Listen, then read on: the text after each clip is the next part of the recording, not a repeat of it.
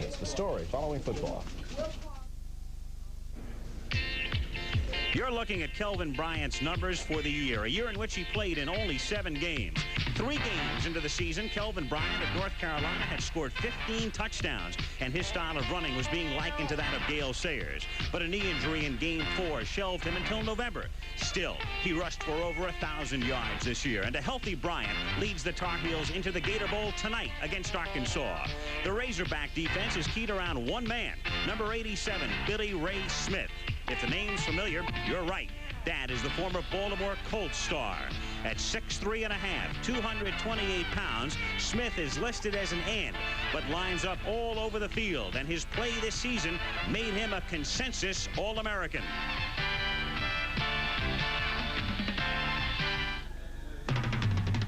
ABC Sports presents, live from Jacksonville, Florida, the 37th annual Gator Bowl. The 9th-ranked North Carolina Tar Heels against the 17th-ranked Arkansas Razorbacks.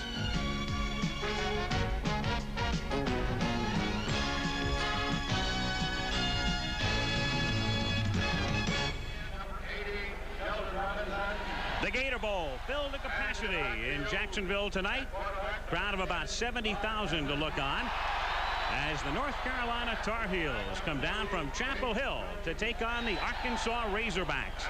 And this ABC Sports exclusive is being brought to you by Chevrolet and your local Chevy dealer, who invites you to come in and see the all-new Celebrity and Camaro. Chevy makes good things happen. By the Miller Brewing Company, brewers of Miller High Life. If you've got the time, we've got the beer. And by Prudential. For life, health, auto, or home insurance, when you think about your financial security, see a Prudential agent. Get a piece of the rock, Prudential Insurance. The weather conditions. It's chilly tonight. Temperature this afternoon got up into the 70s. Right now it is 59. Very humid. The wind should be not much of a factor, only 5 to 10 miles per hour out of the northwest.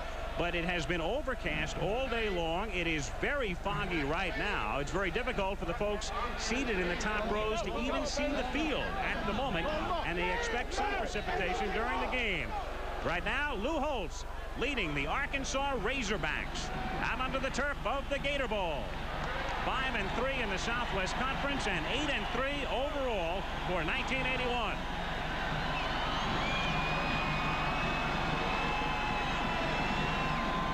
A look at their record: 3 consecutive wins and a loss to TCU. A couple of victories over Texas Tech and Texas. Texas was ranked number 1 going into that game, and Arkansas blew them out by 31. And a loss to Houston, 3 more wins, and a loss to SMU when the Mustangs came from behind in the 4th quarter to beat Arkansas in the final game of the season. And here come the North Carolina Tar Heels, ranked 9th in one poll, 11th in the other.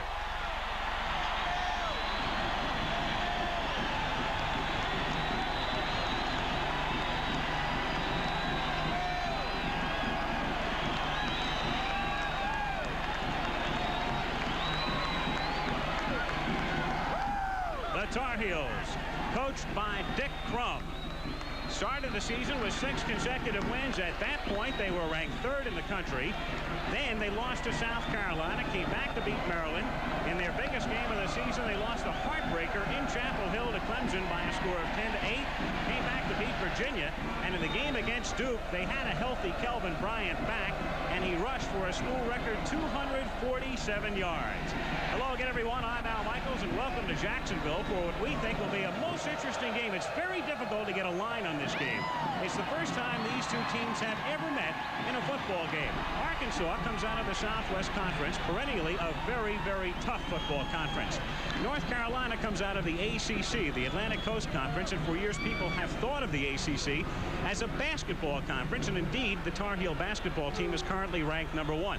But things are changing, of course, with the likes now of Clemson number 1 and North Carolina number 9 in football. And indeed, most people seem to feel North Carolina will win the game tonight. Indeed, they are favored.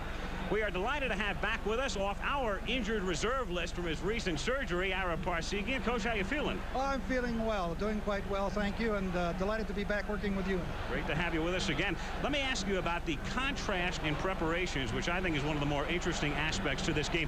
What these two teams have done has been vastly different over the past couple of weeks. Very true, Al, and it's very likely that the key to the outcome of this game may be the way these two teams prepared. Dick Crum of North Carolina took his team about 100 miles south to Daytona Beach, worked out early in the morning, and then did all the tourist things, which included Disney World. They didn't work quite as hard physically as far as contact is concerned, but they're thoroughly prepared. On the other side of the coin, Lou Holtz is angered as we talked to him yesterday about the last 5 minutes of the last game that he played against SMU, where he felt his team wasn't competitive. So this is the way he entered his preparation. He said there are no first stringers. Everybody will compete just as if we were starting the first practice of the 1981 season. And there's going to be some new faces in there, and the outcome very likely will be the way they prepared.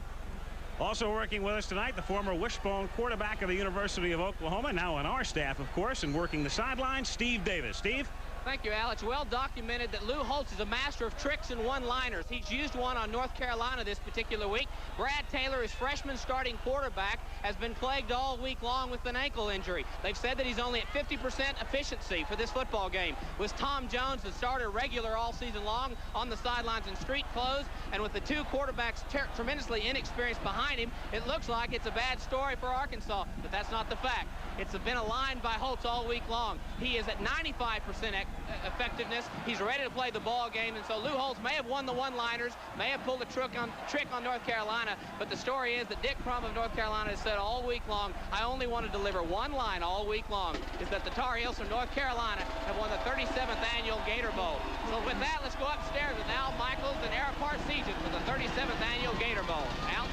All right, Steve, and as Arkansas gets set to receive the kickoff, it'll be Jeff Hayes to do the booting for North Carolina. One of the changes Arkansas made is in its kick return unit. Danny Walters, number 22, back deep. He has not returned a kick this season. Derek Holloway had been returning them, and Danny Walters is content to down it in the end zone. So we're underway with Arkansas taking over first and 10 at the 20-yard line. The freshman, Brad Taylor, gets the start at quarterback. We'll see Bill Pierce, who played some quarterback earlier in the season, at fullback. Gary Anderson is their leading ground gainer. Mark Missler, his brother John, caught a touchdown pass for the New York Giants yesterday. You've got Holloway on the other side as the wideout. So Arkansas operating from a veer, first and 10 from the 20-yard line. Taylor's numbers for the season. He became a starter after an injury to Jones in mid-year. And he'll put it up on first down. Incomplete. The intended receiver was Bill Pierce coming out of the backfield. It'll be second down. Check out the men up front. You've got Ronnie Trusty, a good one, at 257 pounds. Charles Ginn weighs in at 260, left guard. Jay Beckett, whose dad played at Arkansas, a 260-pounder. Cord is outstanding, the right guard, number 66. And Tegahoff at right tackle, weighs in at 262 with Darrell Mason.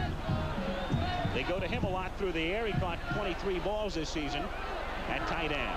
Second down, 10. Razorbacks from the 20-yard line. And again, the freshman to throw. Incomplete and nearly picked off at the 40-yard line. Mark Missler was the intended receiver. Lou Holtz sending in a play. So Taylor has come out throwing. But it's third down and 10. Well, the thing that Lou Holtz likes to do is to loosen up the secondary and the defense so that he can establish a running game. And even if they don't complete the passes, he likes to do that. The North Carolina defensive unit. Third down, 10. Quarterback draw. And out to the 25. Chris Ward making the stop. So the Tar Heels have held on the first series. You'll see Lou Holtz tonight all night long, pacing back and forth and back and forth. He is Arkansas's perpetual man in motion. He wears out more than one pair of shoes in a season. Bruce Leahy, who is also the Arkansas place kicker, averaging just a shade under 39 yards a kick, puts it in the air from the 15-yard line. A high hanging kick that bounces at the 43 and is down at the 45-yard line. A 30-yard kick by Leahy, and North Carolina starts with Rod Elkins. tender ankle, the quarterback. James Jones, the fullback. There is Bryant, the man we highlighted earlier, the tailback, over 1,000 yards. The wideouts, Mark Smith and John Richardson, whose father, Jerry, was a former wide receiver with the Baltimore Colts. North Carolina basically operates from the I. 1st and 10 from the 45-yard line. That's Smith in motion. And they start with Bryant immediately. Gelden gets to the 50 and he stopped there. So he gets about 5. Bert Zinnemann made the initial contact. Up front, Brian Blados, who is weighing in at close to 300. Drexler is all conference. Johnston is the center. McGrew will see a lot of action there too. Another all conference guard on the other side, and Ron Spool, Mike Marr, the right tackle. Elkins throwing to the 44-yard line to John Richardson. Nathan Jones covering on the play. And a first down. Using Victor Harrison, number 9, coming in to call the plays.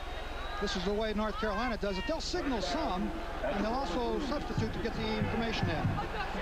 There's Dick Crum right there.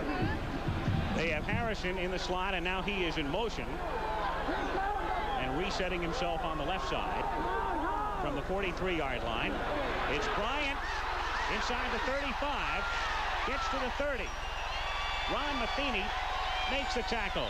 So for most people in the country tonight, a good look at a man who is somewhat underpublicized, but really came into his own this season. Kelvin Bryant. He really is something. We saw him twice earlier in the year. He hurt his knee. Look at the moves. He's very quick. He's a Gale Sayers type runner, as you pointed out, Al. He's terrific. First down, Carolina at the 30-yard line. Elkins on a straight drop and throwing over the middle and too high. Intended for Mark Smith. It'll be second down. Elkins is basically a sprint-out type passer, but his mobility has been somewhat limited, especially of late, Ara, and should be tonight. Right. Dick Crum said yesterday that he was not going to sprint him to the corner at all. He's going to the pocket with him as much as he can because of that ankle. And it's not unlikely that we might see the shotgun to reduce the pressure on his ankle. And that is a formation that Carolina has not used this season. Second down, 10. North Carolina from the 30-yard line. Elkins shoveling it inside to Bryant. Inside the 25, a nice move and a first down to the 17.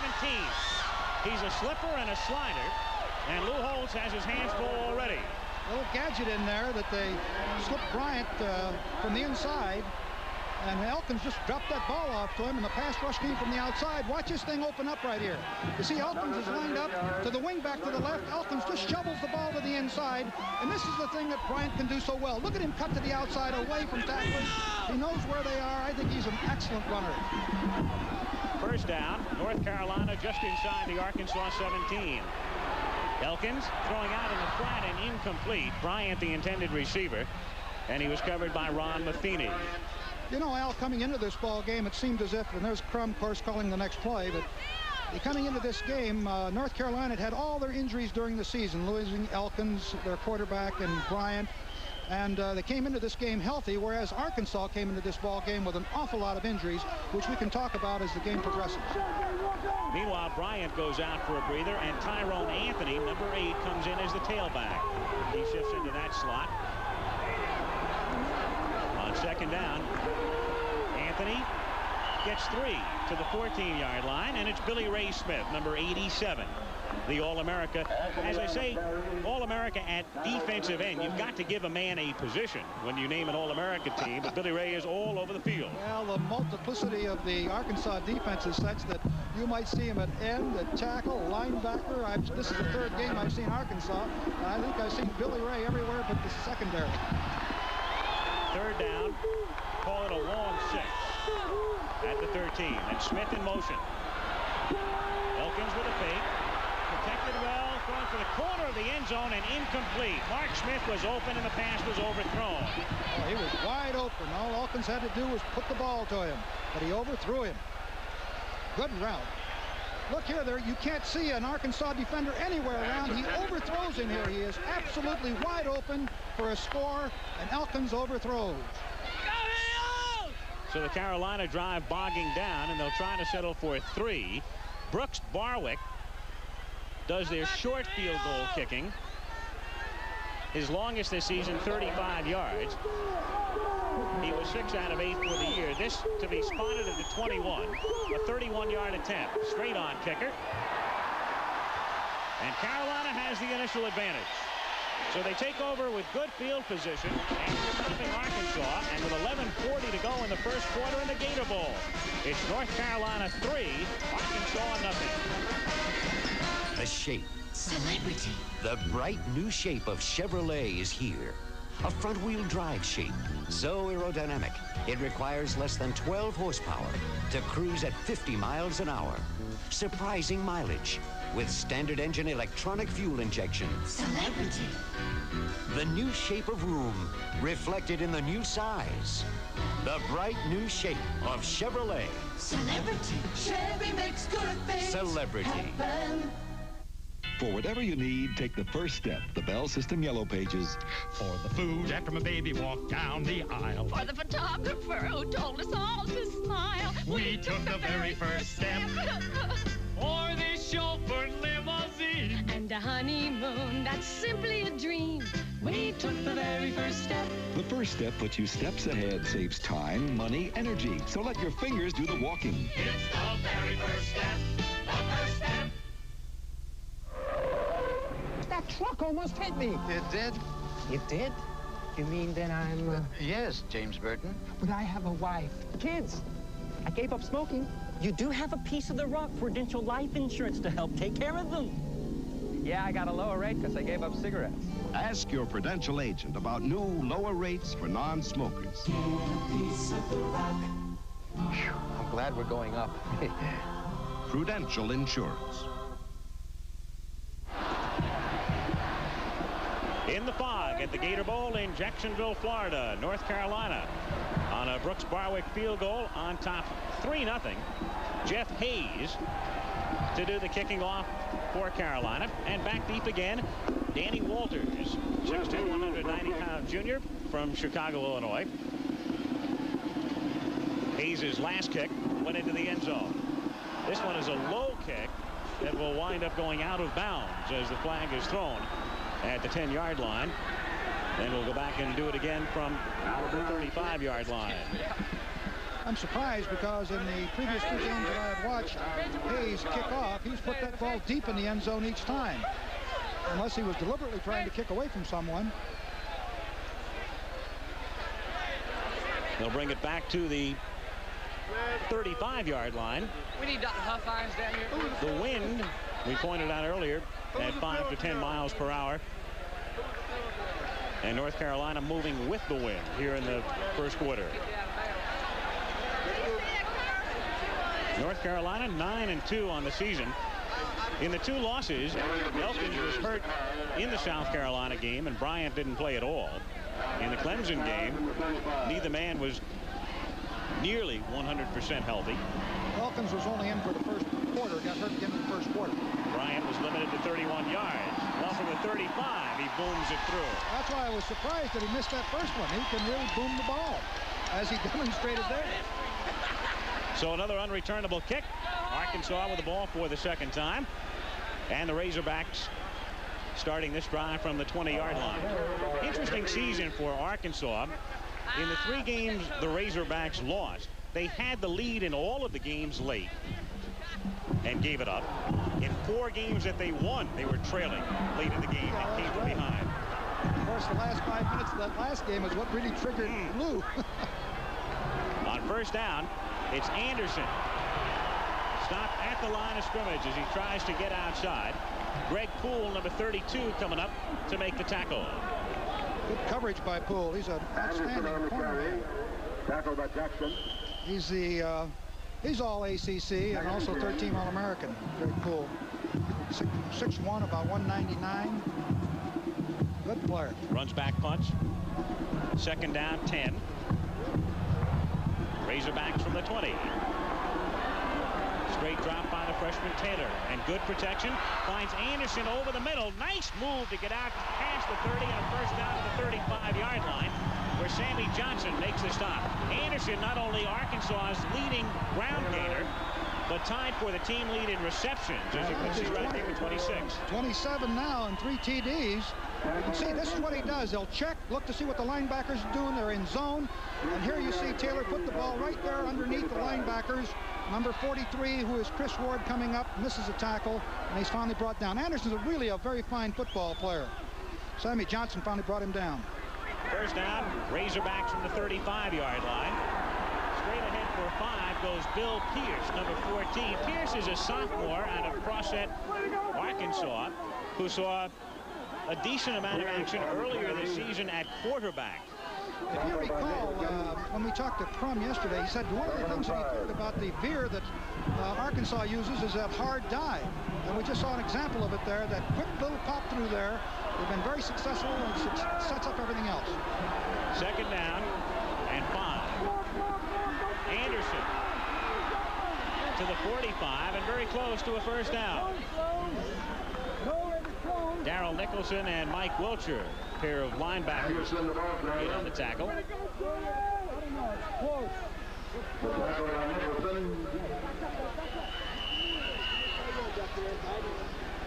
Time called, and they'll bring in the change. Referee tonight is Tom Thammert.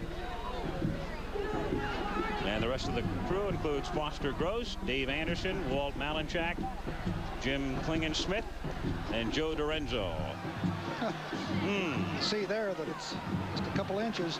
And third down coming up. Dick Crum has had very good success at North Carolina. Prior to that, coaching at Miami of Ohio. All right. Cradle of coaches. That's right. He's a quiet, reserved type of guy, but very thorough, good disciplinarian, and has had enormous success. You can see there his record at North Carolina, and he was even more successful at Miami of Ohio. Third down and an inch. They go to a double tight end setup, and it's Taylor keeping himself, trying to burrow his way for a first down. Lou Holtz getting ready for what hopefully will be for Lou a first down call, and he is. He calls all the plays from the sideline, and he has an excellent offensive mind. Lou Holtz started his head coaching career at William & Mary, went to North Carolina State, then a year with the New York Jets, 1976, and then succeeded the legend Frank Broyles, our colleague now, at Arkansas. First down from the 45-yard line, and it's Pierce for only a couple. Steve Fortson and Mike Wilcher in on the tackle. Wilcher, number 84, has had a great season for the Tar Heels. Got a lot of sacks, a lot of negative yardage. He's a good one.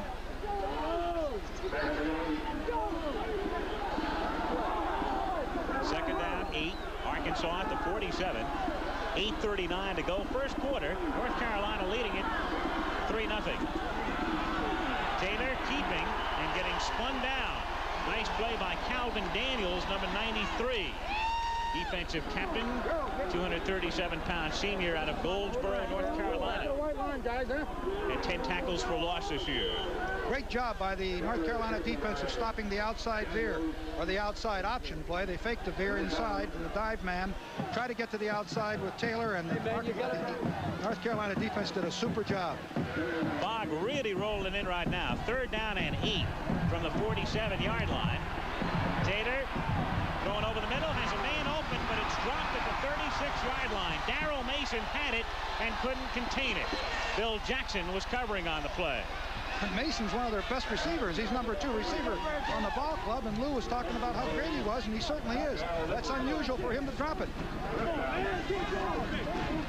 So Leahy comes in for his second punt. His first was a short one, only 30 yards. He sets up to take the snap at the 33, and Greg Poole drops back to receive. Single safety for North Carolina. Tar Heels with 10 men up on the line. 9 of them come, and Leahy gets the kick away. Another high kick with not much distance, and Poole with a fair catch at the 22-yard line. First and 10 Tar Heels at that spot. 7 minutes 48 seconds remaining. First quarter. North Carolina 3, Arkansas nothing. Last cold, Bayer. This cold, Comtrex. I switched because Comtrex relieves my nasal congestion, runny nose, and cough. Bayer doesn't. Last cold, Dristan. This cold, Comtrex. I switched because Comtrex relieves all my major cold symptoms. Dristan doesn't relieve coughs. You could take any of these for a cold, but for one with nasal congestion, runny nose, aches, and coughs, Comtrex multi-symptom cold reliever does more. All by itself, Comtrex gives more kinds of relief than Dristan or Contac or Bayer. Next cold, try Comtrex. It does more. Touch. Now Canon gives it a new meaning with the One Touch, the Canon NP120 copier. There isn't even a power switch. Just touch and copying begins instantly. You get 12 copies a minute on plain paper without wasted time or energy. The low-cost Canon NP120, the One Touch. Turning it off is even simpler. No touch. Call toll-free for information or contact your Canon dealer. Jackson, strong suit. North Carolina 1st and 10 from the 22 after the punt, and Ron Elkins tries to work his way out of trouble, getting out to the 24-yard line, corralled there by Billy Ray Smith, number 87. Looked like his ankle was all right because he had a cut on it that time. Here's one of the things they want to do. They wanted to take away the opportunity for Arkansas to change their defenses, and they're huddling. Going without a huddle. Right back to the line of scrimmage on 2nd down and 7. And it's Kelvin Bryant straight ahead. He gets a couple. Richard Richardson, number 67, nose guard, junior from Little Rock, Arkansas, makes the stop. And now North Carolina goes back to its basic huddle. Dick Crum said he wanted to do that because the defenses come from the sideline, and of course they're terribly multiple in a sense and create a lot of problems. At that time, it didn't look like it worked. 3rd down, a short 4. Ball at the 28. They send Griffin in motion, and down goes Elkins, slipping down back at the 22-yard line. You couldn't tell whether or not he caught the heel of the guard dropping back or not, or whether he just tripped. So Arkansas has held. North Carolina quickly with the punting unit in, trying to catch Arkansas with too many men on the field, but there's no flag. And a fair catch called for and made at the 34-yard line by Gary Anderson. Arkansas gets it back there. We have 6:18 to go, first quarter. Still 3-0 Tar Heels. Burt Reynolds is Sharky. The key to a mystery is staring him in the face, but he can't touch it. He can't afford to.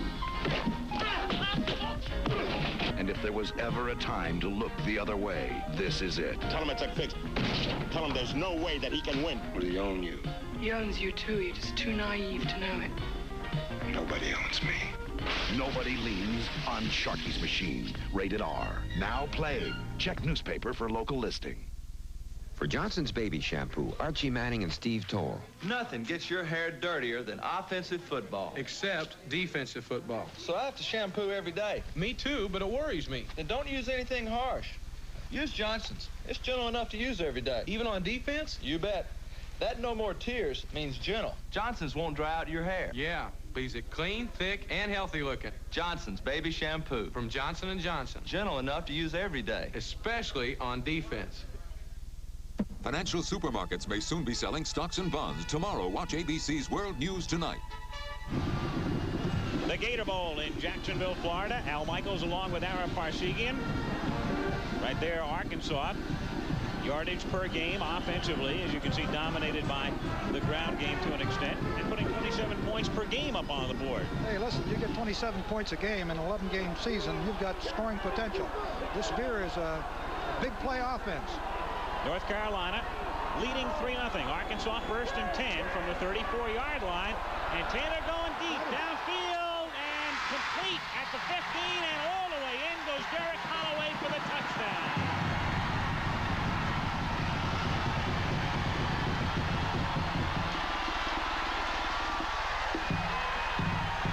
66 yards to Derek Holloway, who beat Sammy Johnson and beat him badly. And I'll tell you, Taylor put that ball right there. He let Holloway run underneath the ball. Perfectly executed pass and an example of the big play attack. Holloway, who caught 17 during the regular season and only 1 for a touchdown, on the other end of a 66-yard bomb. And Leahy's kick is good. So Arkansas, as you suggested, Arab, capable of striking very quickly and doing exactly that. Here it is. As you see Taylor looking right at you, he rolls out to his left, gets a good block from Anderson, and he threw this ball perfectly. Watch Holloway run right underneath it beautifully. There's Johnson, number 8, in pursuit, but he's gone. Holloway can really move. Here's another angle. You see the ball drops right into his hands. Sammy Johnson, number 8, cannot catch him. He beats him deep, and beautifully executed play. And the very thing about the veer that we talked about, Al, that it's a quick-hitting, big-play offense, whereas the I formation, in the sense, is more of a lower-risk type of attack, and they grind the ball out, although Bryant can break your back in a hurry. Interestingly enough, North Carolina in 11 regular season games gave up only 1 touchdown all season in the first quarter. Arkansas strikes here. Razorbacks lead at 7-3, and that's Ethan Horton dropping back deep for North Carolina. And he'll be flanked by Mark Smith. Bruce Leahy to kick off for the Razorbacks. 6 minutes and 7 seconds remaining in the first quarter.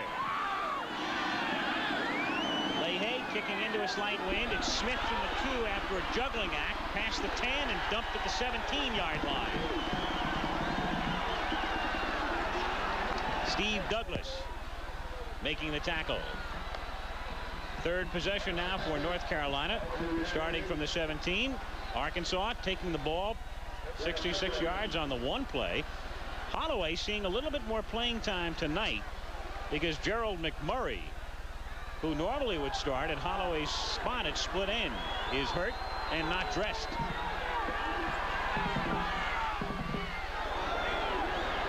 First and 10 from the 17. Paul Bryant's number, but Arkansas equal to the task. Philip Warren, number 75, the first to meet him. Warren has played well in the games that I saw Arkansas play, the Texas game and the Texas A&M game. Here they are with no huddle again, Al. Second down. Ball at 8 at the 19. Elkins, after the short drop, finds Bryant. And Bryant goes out to the 30-yard line where Nathan Jones rides him out of bounds after he picks up the first down. Billy Ray Smith at the time put the pressure on Elkins. And Elkins came with just a little semi-roll to the left. And I think his ankle looks like it's holding up quite well. When you think about an ankle sprain, as is the case on Elkins, you think, well, that's not so serious, but he does have calcium deposits there. Yes. And Dick Crum is concerned that Elkins may not even be 100% by next fall. That's exactly what he said yesterday. First down from the 29-yard line.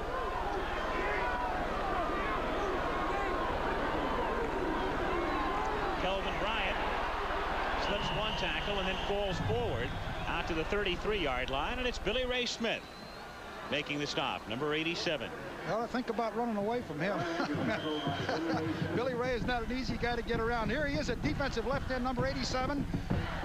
The blocker, I think, is Robinson, and he is a good blocker. You can see the kind of player that Billy Ray Smith is and why he's an All-American. He's a tremendous football player. Bryant got 4. Second down, 6 at the 33. Under 5 minutes to go in the period. Bryant for 3 or 4 more to the 36-yard line, and again it's B.R. Smith out of Plano, Texas, making the tackle. I'll tell you, he's all over the field. Again without a huddle. Trying to keep them in the defense that they're in. Set up quickly. And set up with the shotgun for the first time this season. A high snap and an inside give. A flag goes down as Bryant gets out to the 48-yard line. Bert Zinneman made the tackle, but a marker was thrown at the inception of the play. In fact, 2 markers. And it's a procedure call against Carolina. So they go to the shotgun for the first time in Crum's tenure in North Carolina, and it'll cost them. You know, that was the equivalent of a draw play. There was a long snap. The snap was high. I think that Elkins did a great job of fielding the darn thing. Otherwise, it was going to be... Here it is tries the Dead shotgun. ball. Illegal procedure. Offense. Third down, replay. 3rd and 8. James Jones was the guy that violated. I think he moved just before the snap of the ball, but I think Elkins did a good job of fielding it. 3rd down and 8 after the penalty instead of the 1st down. They're at the 31-yard line. Anthony is in and a running back, indicating a pass, and he takes the pass, and Anthony gets out to the 39-yard line. Occasionally, they do spell Bryant with Anthony, and that oftentimes indicates that they'll look for Tyrone in the pattern, but he is shy of the 1st down. Well, he's a very fine receiver. Again, they're going to have to punt the ball. Look how they hustle, and they're trying to catch him with 12 men on the field. Very quickly, a 12-man on the field penalty killed Arkansas in their game against SMU. But they only have 11 here, and Hayes just does get the kick away after a quick rush, and it's Anderson calling for and making the fair catch at the 24-yard line. So the Razorbacks get the ball back. 3:43 to go in the period. 37-yard kick. It's Arkansas by 4.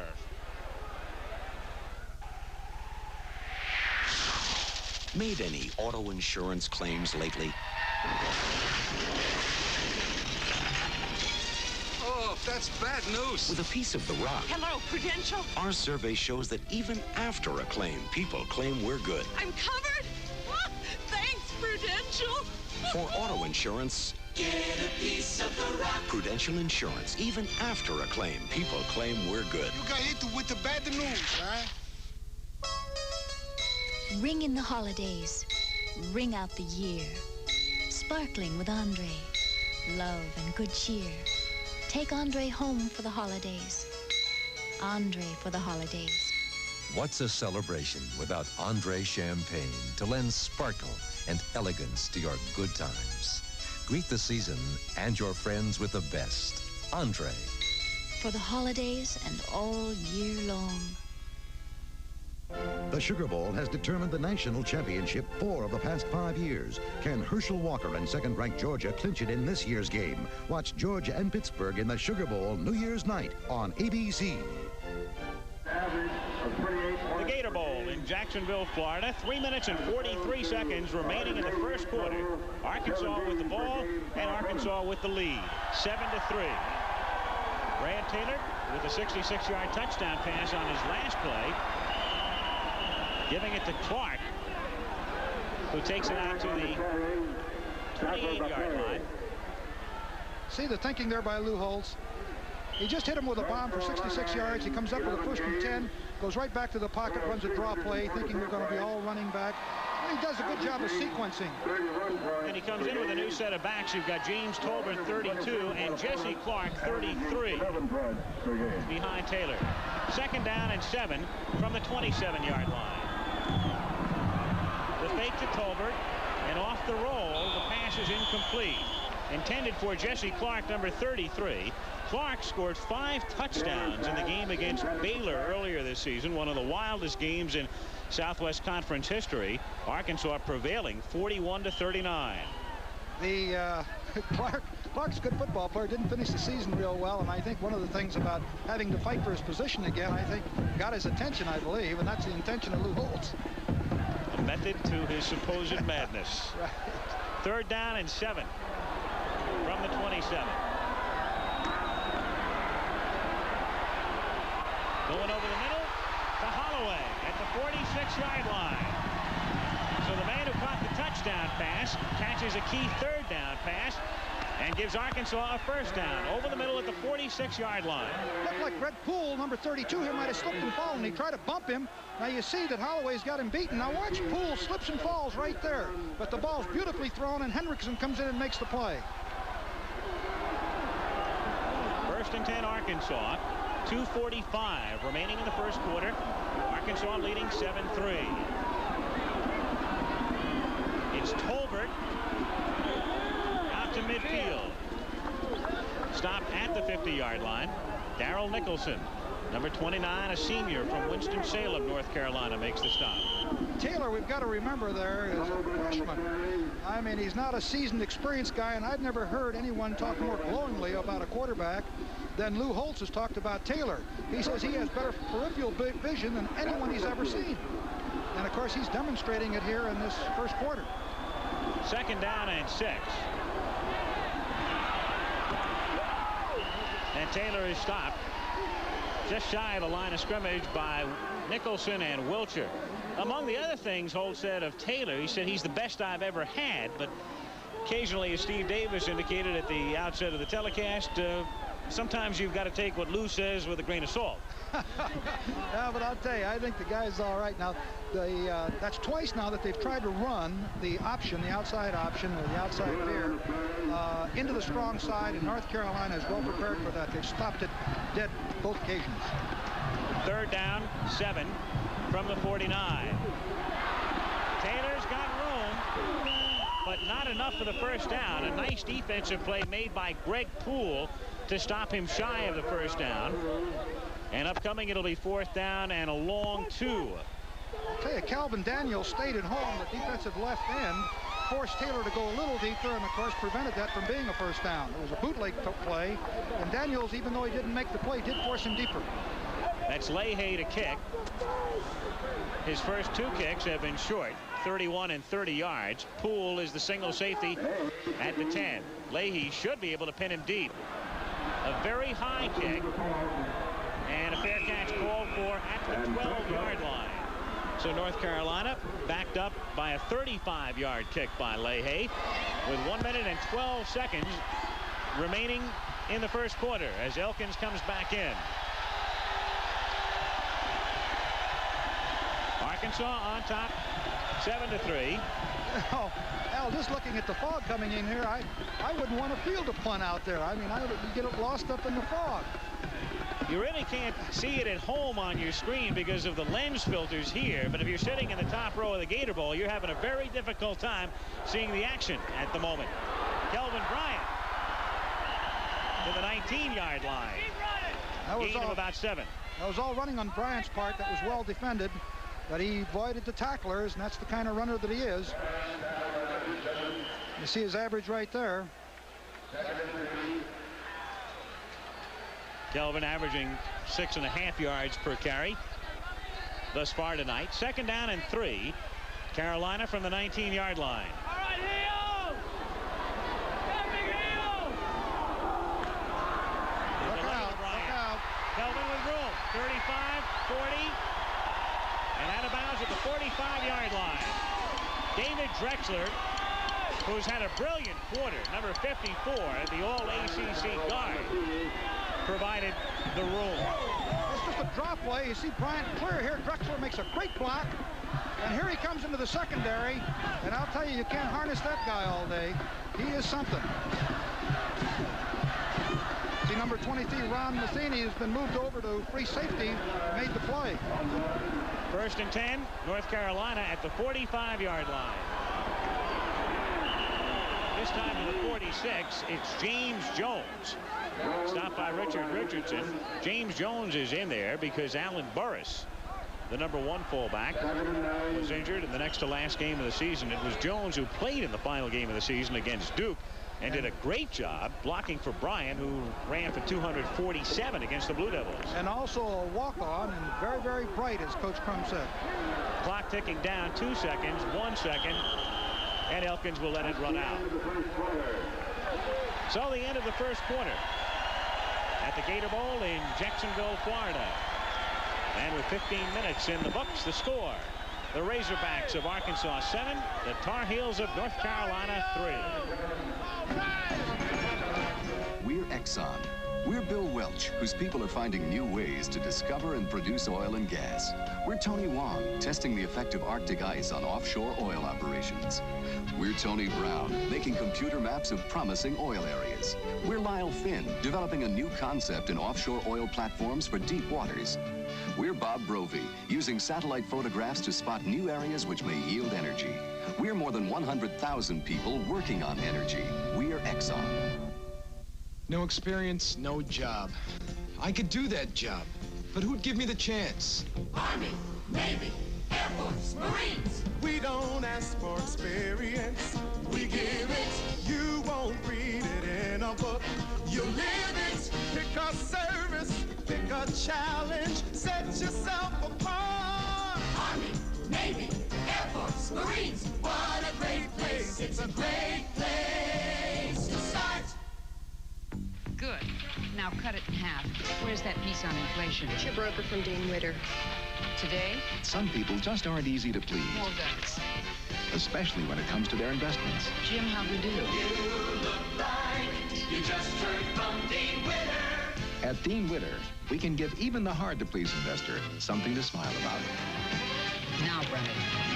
You look like you just heard from Dean Witter. The Gator Bowl in Jacksonville, Florida. Al Michaels along with Ara Parsegian. It's 7-3 Arkansas, and as we start the second period, North Carolina with the ball, second down 9 at the 46-yard line. Rod Elkins, the quarterback. Sends his backs out into the pattern, and then nearly has it picked off as John Richardson was the intended receiver, and Ron Matheny got a hand on it. I think one of the stats, of course, here we see the first downs 5-3 in favor of North Carolina. You can see the rushing yardage, 78, of which Kelvin Bryant has 77. And the fact that he has 77 yards might be significant as this game goes on because they have not stopped him yet. The passing yardage, of course, because of that big 66-yard bomb, is the big difference there. Holloway caught it. That's been the only touchdown thus far. Third down and 9.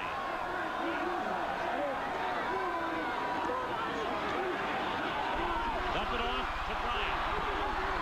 50, and out of bounds at the 48-yard line, so shy of the first down by about 3 as they send Kelvin into the pattern.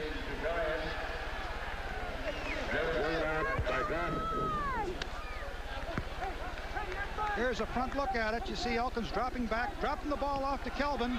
See number 23, Matheny, trying to take him. He can't take him one-on-one. I'd hate to have the guy out there one-on-one. Jeff Goff, number 34, finally gets him out of bounds. On fourth down and 2. Right now, Carolina trying to get, well, what they're trying to do, I believe, is get Arkansas offside. They didn't have a punter in there. Did not have a punter in the game. Hayes wasn't in there. And they take a timeout. There he is. There's Hayes. He should have been in there. For a moment, I thought they were just trying to get Arkansas caught off guard for a penalty. 7-3 Arkansas. Back in a moment. Blow away everything you ever heard about pickups and meet the revolutionary new size Chevy S10.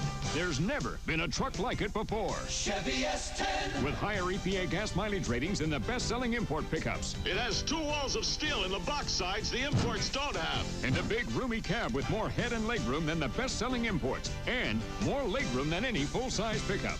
The new size Chevy S10. Drive it at your Chevy dealers. Chevy is the power in trucks. You're cutting a ship out of a mountain of steel, and you don't stop until you hear that sound. Hey, man, it's Miller time. Let's go. Miller time. Time to head for the best-tasting beer you can find. Miller High Life. When it's time to relax, one beer stands clear.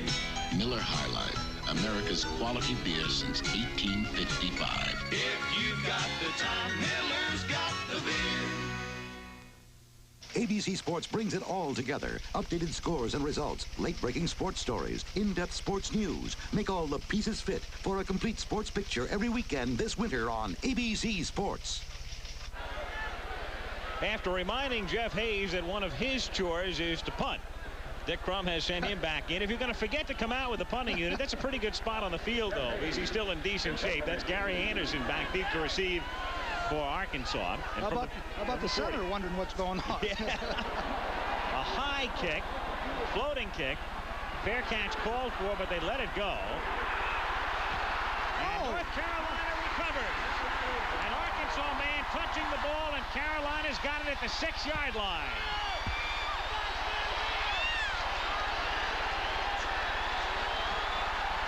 Boy, that's a big break. Mike Harris, number 86, I believe, was the man who inadvertently touched the ball for the Razorbacks. Well, and Carolina with a huge break. Well, the rule says if he's blocked into it, it's not a turnover. It's not a live ball. Let's see what happens from this angle, this vantage point. The ball hits right there. It's behind the goalpost. Bounce up in the air. Oh, he was down on the ground when it hit his hand.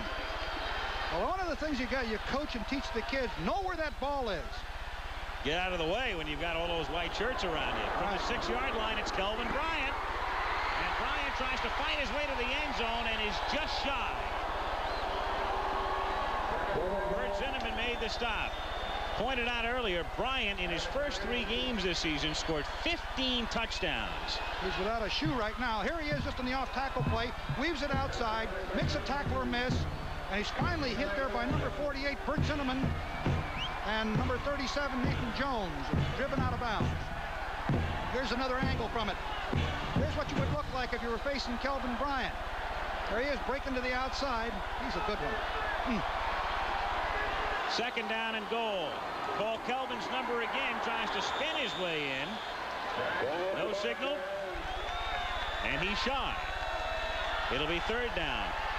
If you're wondering about the NCAA major college record for touchdowns, it's 29, set by Lydell Mitchell when he was in the backfield at Penn State along with Franco Harris. So Bryant was certainly on a pace in which he would have eclipsed Mitchell by plenty had he stayed healthy. We saw him when he scored, what was it, 5? He scored 4 against Boston College, 5 against Miami, 6 against East Carolina. On third down, it's Bryant again, and this time he's through. You hurt? Just tired. Okay. Ron Sproul was the guard who paved the way that time, number 68. Like North Carolina has 2 of the finest guards in the country, and Sproul and Drexler, boy, they're both right around 250. They can move. Here it is right here, just a power isolation play with number 48, Jones, leading. And you can see Bryant here give the second effort and get into the end zone. Jeff Hayes to attempt the extra point. Scott Stankiewicz to do the holding. And the kick is perfect. Hayes now 46 out of 47 in 1981. And less than 2 minutes into the second period, Carolina has the lead back. Good guy. Went just like that. Whoa! Yeah, and he seemed so healthy. Oh!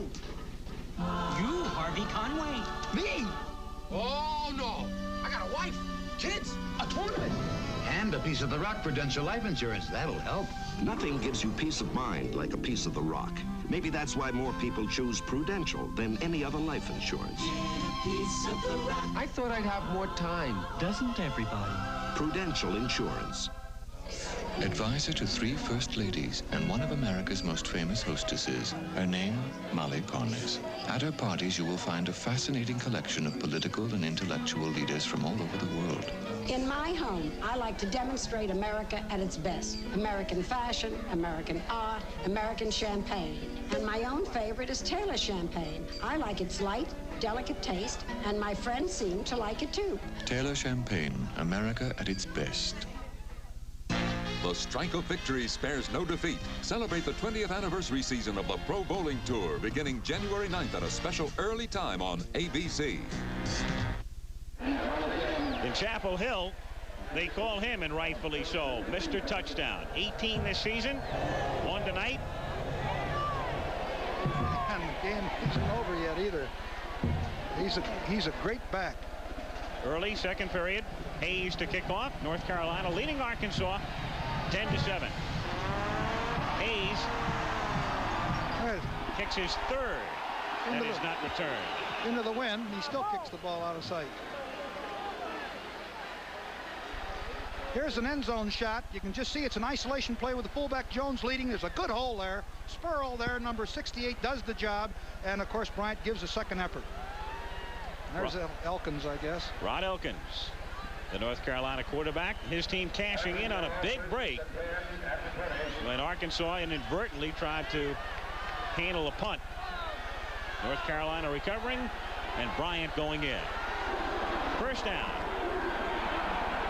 Taylor on a deep drop tries to set up the screen and is lucky he didn't give up 7. Pass was tipped away by the linebacker, Chris Ward. Intended for Gary Anderson, and Ward nearly had 6. Would have been his 3rd interception. He's had 2 this year. He's a tough kid. Cincinnati, Ohio, really will hit. Carolina moving in after the fumbled punt. Bryant, 3 carries. Arkansas second down 10.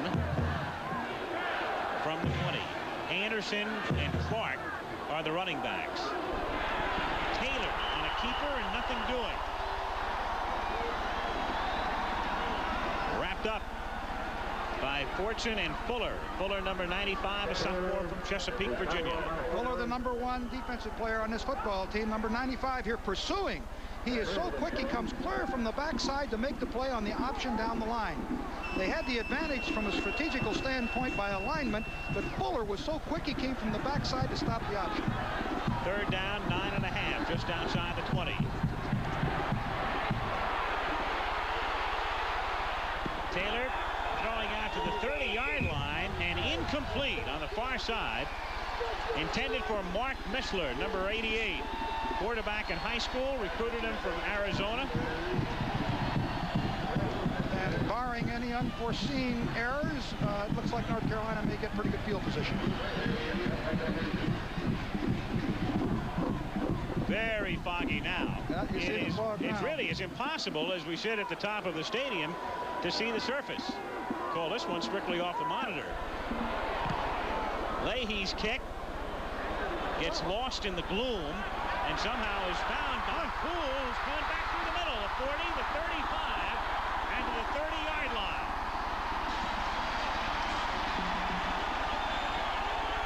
North Carolina in good shape again in Arkansas territory with 12:16 remaining in the first half. I don't know that I'd want to field the ball in those kind of conditions, but Greg Poole did, and he comes right up the middle. They've got it blocked, and he weaves to the right here, and I think he runs into the tackler rather than the tackler. Number 82, Darrell Mason, the tight end, made the tackle. Elkins leads the Tar Heels from the 30-yard line on first down and goes right to the air and over the middle and on a slant into the 20-yard line. The catch is made by John Richardson, number 19, who caught 28 during the regular season. Danny Walters making the tackle. Close to a first down.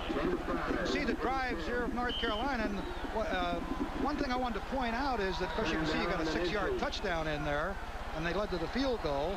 But the point I wanted to make there is that Elkins really showed a quick arm on that delivery. That ball was gone quick. Half a yard shy of the first. It's second down and inches. Tyrone Anthony is in, the slot back, and Elkins is going to put it up and looks for Anthony through his hands. So third down and inches from the 20-yard line. Nathan Jones was covering on the play. Well, one of the reasons they put Anthony in there is because he has a little better hands than Bryant, I guess, but Bryant has demonstrated he can catch the ball just as well. 11:32 remaining. First half. If you're just tuning in, we're at the Gator Bowl in Jacksonville, and don't mess with the contrast dial. It is very foggy. It's like Candlestick Park in the summer right now. It is third down and inches from the 20-yard line. Bryant is back in. And Bryant gets the ball and does not, I don't think he gets the first down. We'll see where they mark his forward progress as Kelvin is shoved back. I think you're right. I think they're just shy of it.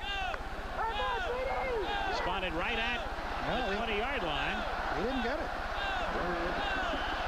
So it was second down and a couple of inches, and now it is fourth down and those same couple of inches from the 20. Right at the 20s. Calling timeout. So they set up as if they would go for it and then decide they will. No, I think it was an Arkansas timeout. Arkansas will think about it. Right, they wanted defensively.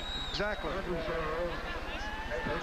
So Elkins going over to check it out with Crum. There's the Arkansas hog hat. Fabled cry. What is it?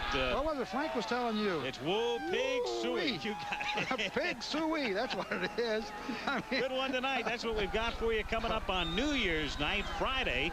Herschel Walker and the Georgia Bulldogs ranked second in the country against Jackie Sherrill's Pitt Panthers. Pittsburgh, a team that routed South Carolina in the Gator Bowl last year. Everybody thought this would be a rebuilding year for Sherrill. It was anything but. They were unbeaten at #1 going into their final game. Lost to Penn State. Then Dan Marino and company against Herschel Walker on New Year's night from the Sugar Bowl in New Orleans. Pitt and Georgia. Crum, the mild-mannered and professorial one, as always. Gets his point across.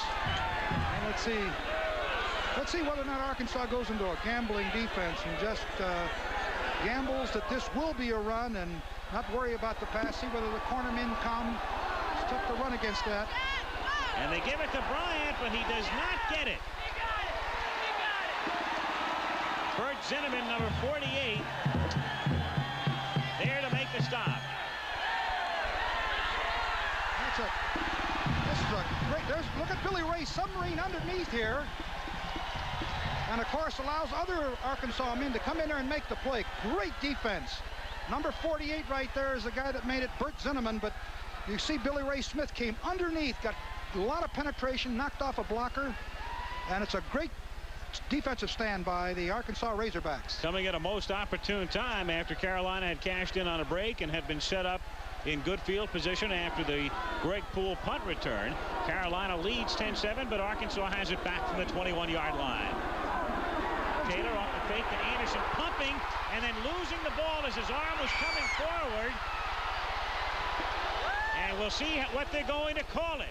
They're going to call it an incomplete pass with Taylor's arm coming forward. Calvin Daniels was the man who got there just as he was starting to release it.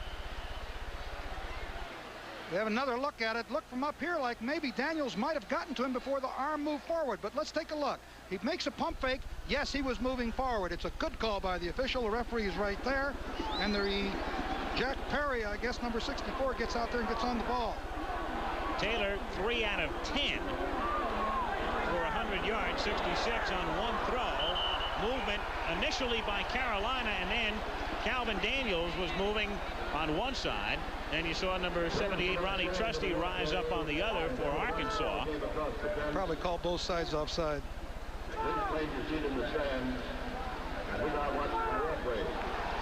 Well, just Carolina made contact. Must have made contact. That's the key. Had to make contact. Arkansas stumbling start on its first drive. Offsides, illegal contact, defense. Picked up a couple of first downs on the second drive. Touchdown pass on the third drive. Second down, 5. It's Clark carrying out past the 30. Just a quick dive, the outside veer. Clark is 6'1", about 227 pounds.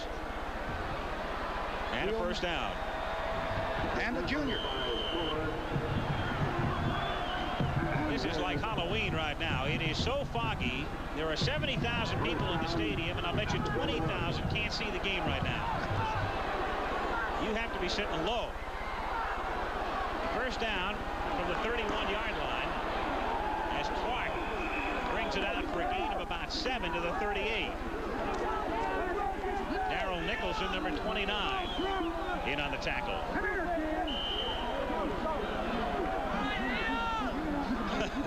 And a look across the way. You cannot see from where we sit the stands on the opposite side.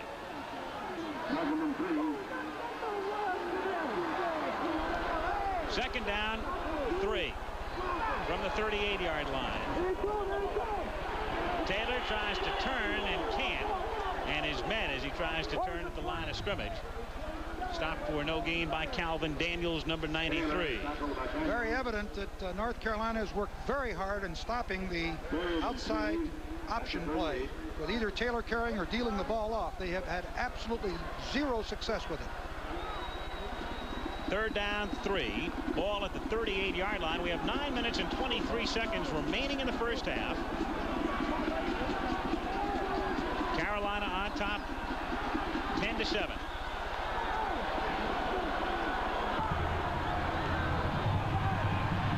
Taylor to throw to the near side and drop. Incomplete. Would have had a first down easily enough. Scott Shaleen, number 26, was the intended receiver. And Taylor put the ball right there. But again, there's not much a passer can do when the ball is dropped. Those are the things that occur. The kid didn't want to drop the ball because he wanted to. So Leahy re-enters. Bruce to kick it as he sets up at his own 25-yard line. Greg Poole, who had a nice run back off Leahy's last punt. Single safety at the 20. Kick up in the fog.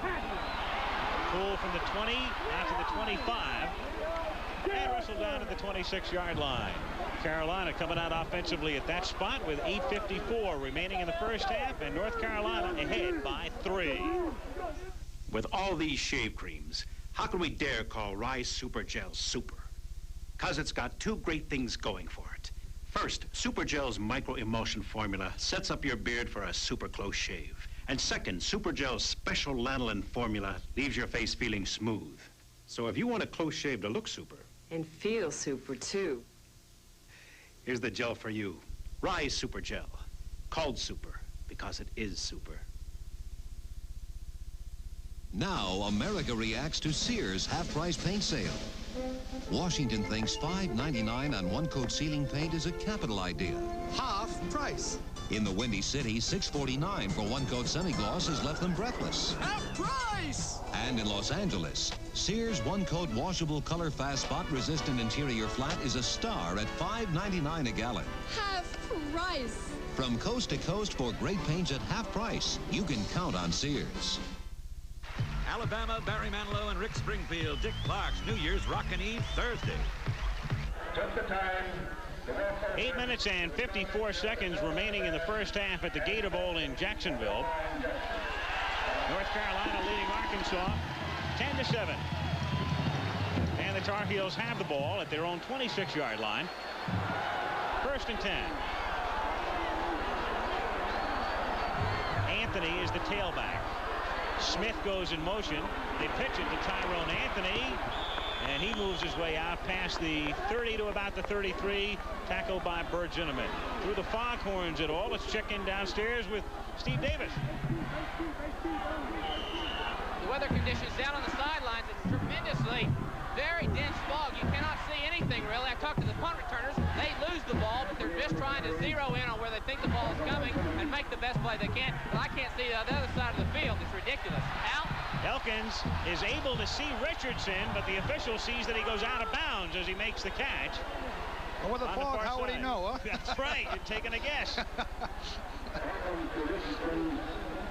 So the pass incomplete. The ice pack is covering the wrist and hand of one Kelvin Bryant. And Anthony went out after he carried that ball with a shoulder problem. You got Horton in there, freshman who's a quarterback. They've got big plans for him. Played tailback when both Anthony and Bryant was hurt during the season. Had a good day against Maryland. They give it to him. He's big at 6'4" and gets out to the 44-yard line. And a first down. Darrell Ackerfeld getting the start at linebacker, number 46. One of the big switchers made by Holtz, a man who hasn't made a tackle all season. Gets the start tonight, makes the stop here. You can see Horton is a big, strong back. He also has a great arm, will play quarterback or will work at quarterback next year, but was thrust into this position because of the number of injuries to the tailback spot. Spotted at the 43-yard line. 1st and 10. Smith in motion. Pitch it to Horton to the 45 and brought down at the 46-yard line after a gain of 3 as Bert Zinnemann comes up to make contact. Quickly now, without the huddle, North Carolina coming back up to the line. Got to get the ball ready for play by the officials.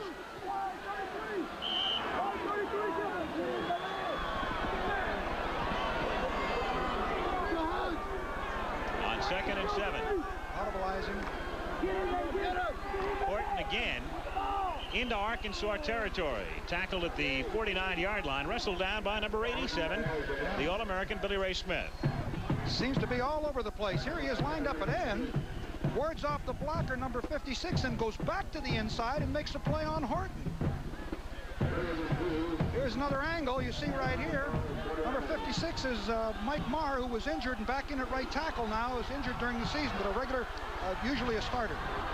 3rd down and 2 at the Arkansas 49-yard line. Horton trying to pick up the first down and might have it. He gets... Yeah, I think he has it. Just inside the 47. Milton Fields making the stop. He gave it to him now. First down. Bring in a new ball. Arrow, we know obviously when it's raining, the ball gets very slick and wet. What about in conditions like this?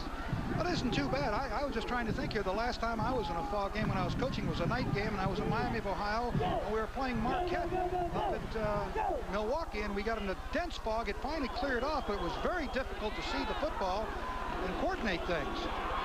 Horton spins his way inside the 45, and he's become the workhorse on this drive, carrying again and getting to the 41-yard line. That's not too bad to have a guy like Bryant and Anthony and Horton. I mean, there's a real group of backs. Mentioned before the game he had against the Terrapins, picking up 94 yards in the absence of Bryant and Anthony that week. And he just had been moved to that position that week and had very little contact work at that tailback spot. Of course, he's an outstanding athlete, good player. On 2nd and 5, on the delay they give it to Horton, and he fights his way forward to the 35-yard line, where Boren and Teddy Morris. That was the same draw play that Bryant broke out on. Lead blocker. Another first down in the hand for Kelvin Bryant, who comes back in. Really, the hand, though, is for Horton, who's going out. Offensive line, they're big. You've got Blados. We list him at 290, weighed in earlier this season at more than 300.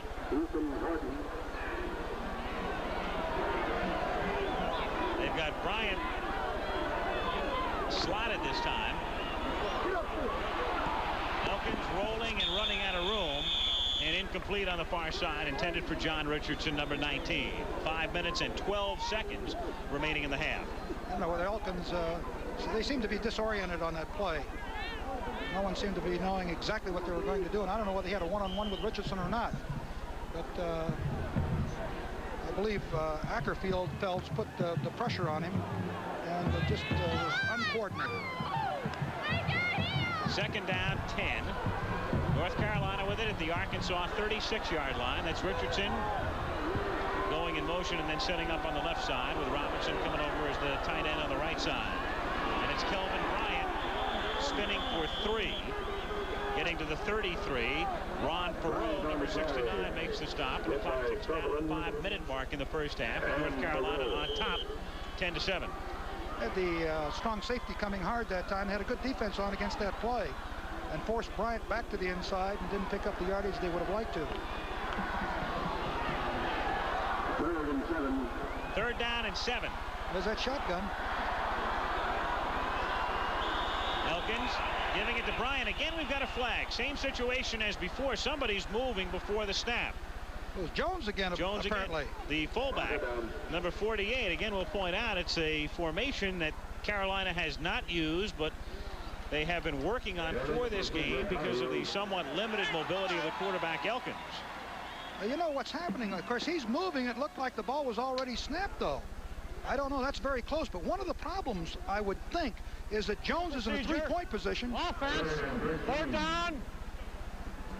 Jones is in a three-point position in the regular eye, and now he's in the up position. Watch his left foot. He moves before the ball, exactly. But I think the fact that he's in an up position, he takes that false step to get momentum because he was the lead blocker on that draw. 3rd down and 13 from the 38-yard line. We've got another penalty flag, and Elkins going deep, and it's tipped and it's incomplete. Richardson was the intended receiver. Good coverage on the play by Ron Matheny, number 23, and a marker at the line of scrimmage.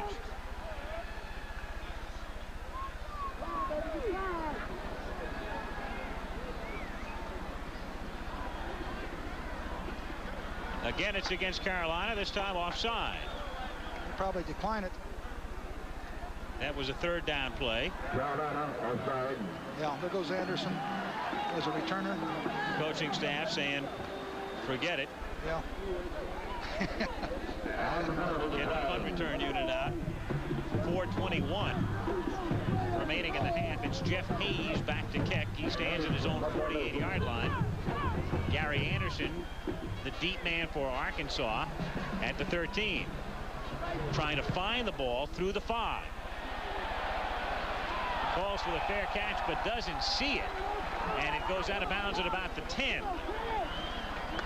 So the Razorbacks will be pinned deep 4:17 to go, first half, and it's still 10-7 Tar Heels. Telemarketing is a powerful new way to do business. You combine personal contact with marketing techniques in a special telemarketing center to make more profit. Through the Bell Network, the world's most advanced information management system, you sell your marginal accounts, qualify sales leads, service customers, run direct response promotion. Bell has the knowledge. We'll show you how to manage it.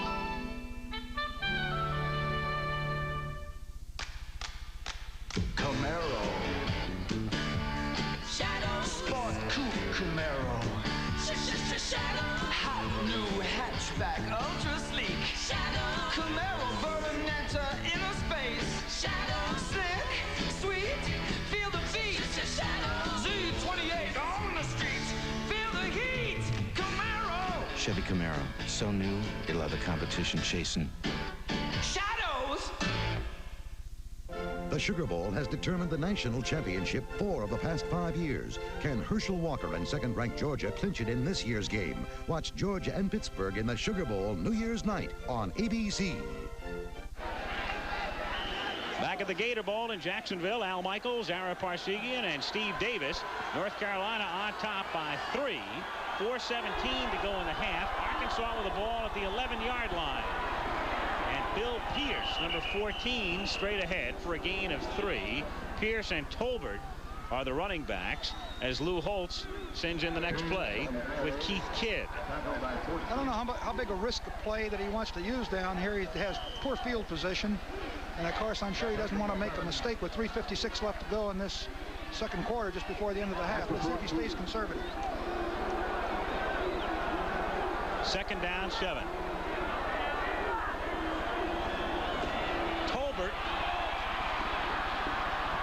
To the 24-yard line. Tripped up by Darrell Lucas. And a first down. So some breathing room for the Razorbacks. You see just a little pitch sweep, and they get good blocking at the corner. Darrell Lucas, who is the corner man, number 17, finally makes the play, almost catches it from the rear. And you'll see number 17 was a regular, the cornerback, and then was injured. Now he's back in playing again.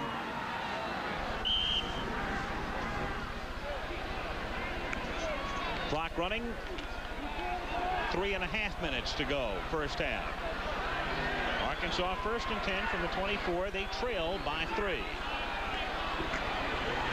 Clark finds some room and takes it out to the 34-yard line. That was that quick outside veer. There was good blocking and a good hole there.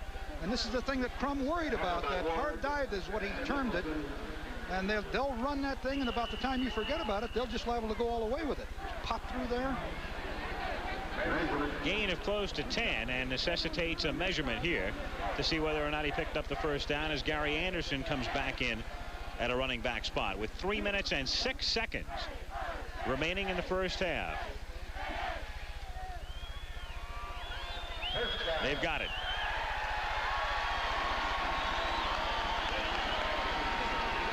It's Daryl Mason, is it? That's Kidd, Keith Kidd. Oh, Keith Kidd. Alternating 83. with Missler. Coming up at halftime, Steve Davis will be talking with both coaches. Fireman's Fund flashback. Have the Coaches of the Year awards. North Carolina band is here, and highlights of the first half coming up at the half for you. Arkansas has now taken a timeout. They have spent 2 of their allotted 3, so timeout for the Razorbacks with 2 minutes and 58 seconds remaining in the first half. Lou Holtz, far left of the picture, discussing things with Taylor. Holtz, of course, in his 5th year at Arkansas, Ara, has been rumored to be getting every job in the country outside of the one, I guess, at where? Central Michigan, maybe. But they have talked about Lou going to Notre Dame, to LSU. Recently, it was South Carolina. But he's still at Arkansas. Well, from what he told us, he's going to be there a while, too. He's a hot item. He's a tremendous football coach. And as we visited with him yesterday and wondered whether or not there was any truth to any of the rumors that he may be moving, he said he loves it at Fayetteville in Arkansas, and he couldn't find a better job than he has right now. He likes it very much. I think he's really grown into the the Arkansas thing. But his name crops up with virtually every job because he's been enormously successful. Well, earlier this season, in some papers, it was reported that Dick Crum of North Carolina was going to replace Earl Bruce at Ohio State, and we talked to Dick about that. Dick said, well, you know, that's started normally by somebody who wants to do some damage to the North Carolina recruiting program. You start a rumor, it gets publicized and broadcast, and all of a sudden kids who are thinking about going to a particular school say, well, wait a minute, is the coach going to be there? Well, number one is you're trying to fill a job that a man has already done a good job in, Earl Bruce. I mean, he's at Ohio State. He's done a good job there, and here they are starting the rumor mill. Well, I've been through that as a coach, I guess. Oh, haven't you? First down, Arkansas from the 34-yard line. Anderson takes the pitch. No leverage, and out of bounds he goes at the 38-yard line, stopping the clock with 2 minutes and 53 seconds remaining in the half as Mike Wilcher drove him out. Anderson's a dangerous back. He's a little bit like Bryant. He's not quite as large. He's only 6'1", 175. But if he gets into that secondary, look out. Second down and 6. Subject to rumors. No Parsegian rumors lately, huh? You want to start one? Oh, why not? He's recovering. He's recovering. He's going to Marco Island with his wife Katie to celebrate his 33rd anniversary. That's where he's going. Right on. Second down and 6 from the 38-yard line. Taylor has a man open at the 40-yard line, and a fine catch by Gary Anderson. Perfectly thrown ball. Darrell Lucas the coverage on the play.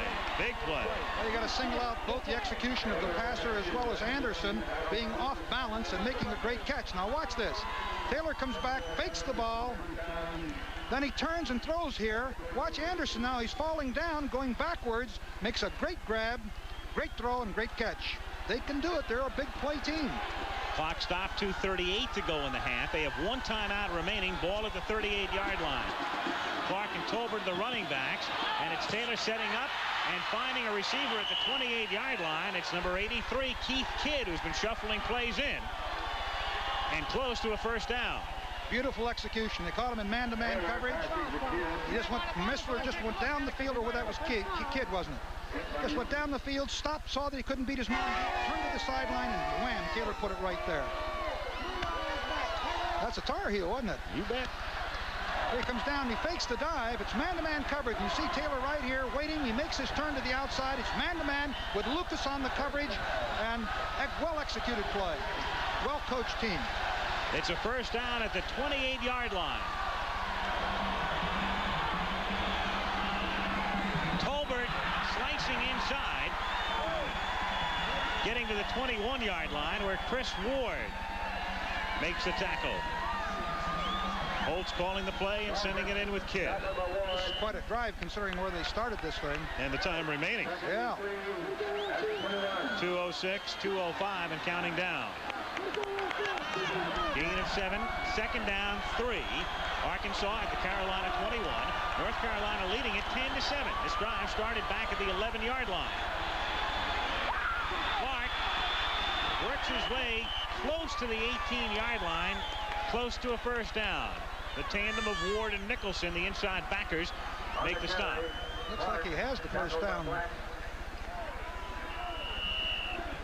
They line it up and do signify a first down.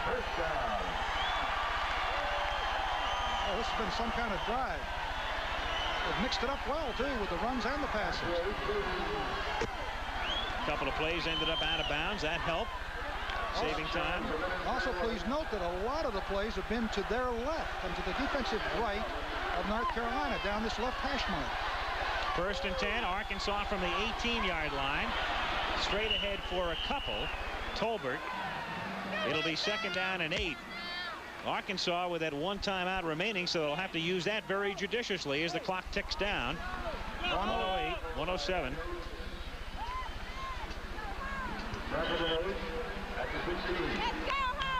Second down and long, looks like a passing situation. Second and 8 from the 16-yard line. They have Kidd split wide to the right. Pitch it to Tolbert. Inside the 15. And hit down at the 11-yard line with the clock showing 39-38. And running down, Sammy Johnson and Darrell Nicholson making the tackle.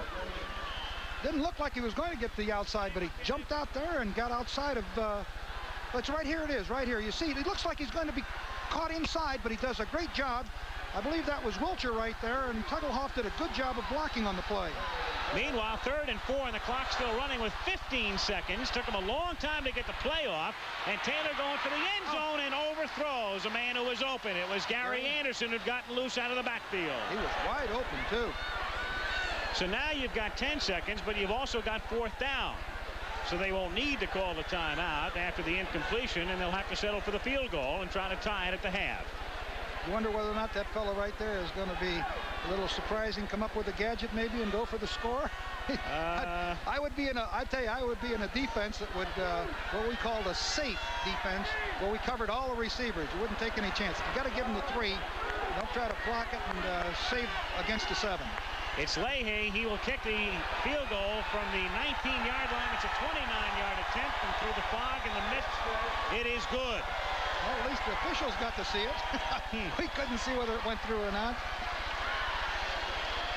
So a good drive that began on the 11 bogs down at the very end, but nonetheless nets 3, and with 4 seconds to play, in a most interesting first half here in Jacksonville, the game is tied at 10.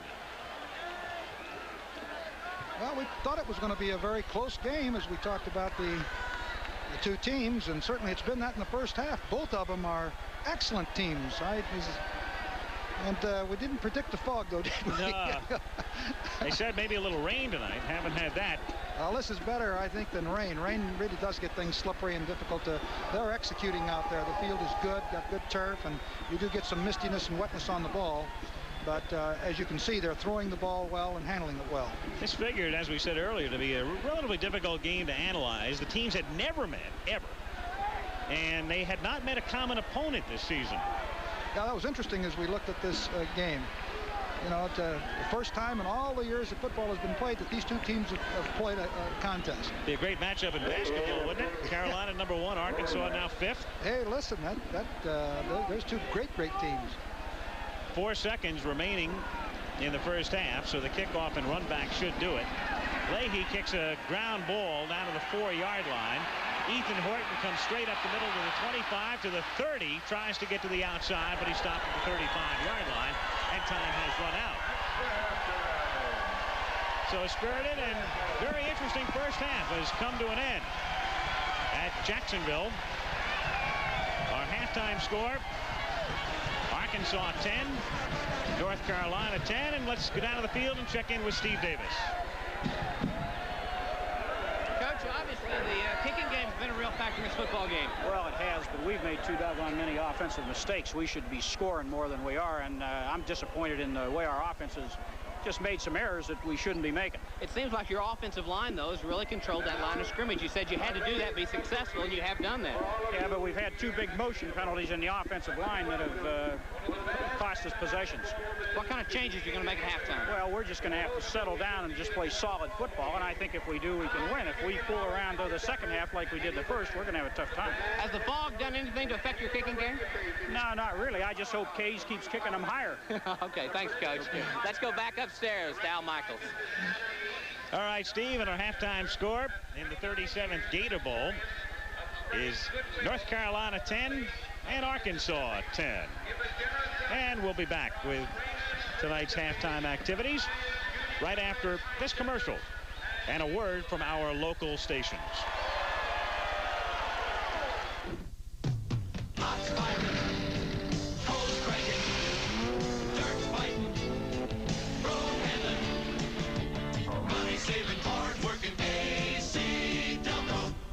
Powerful Delco Freedom 60 batter. It's not only truly maintenance free, but even frozen in an inch of ice. It cranks up the storm. Hot, firing, cold, cranking, dirt, fighting, road handling, money saving, hard working. AC Delco. Excuse me. I'm not the same crazy coach who used to storm around the sidelines yelling at the officials. I've learned to relax, and I drink light beer from Miller.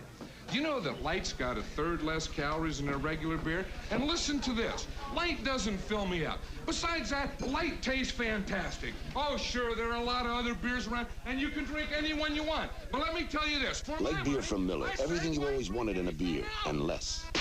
As I was saying, I don't care what anybody else... Wednesday, the greatest American hero is up to his cape in trouble. A firebug is hot on Bill's tail. Fly faster, Ralph. Then, Colt's flying high when he teams up with the prettiest cop in town. This is my golf cart and a one-man show. The Fall Guy. Wednesday.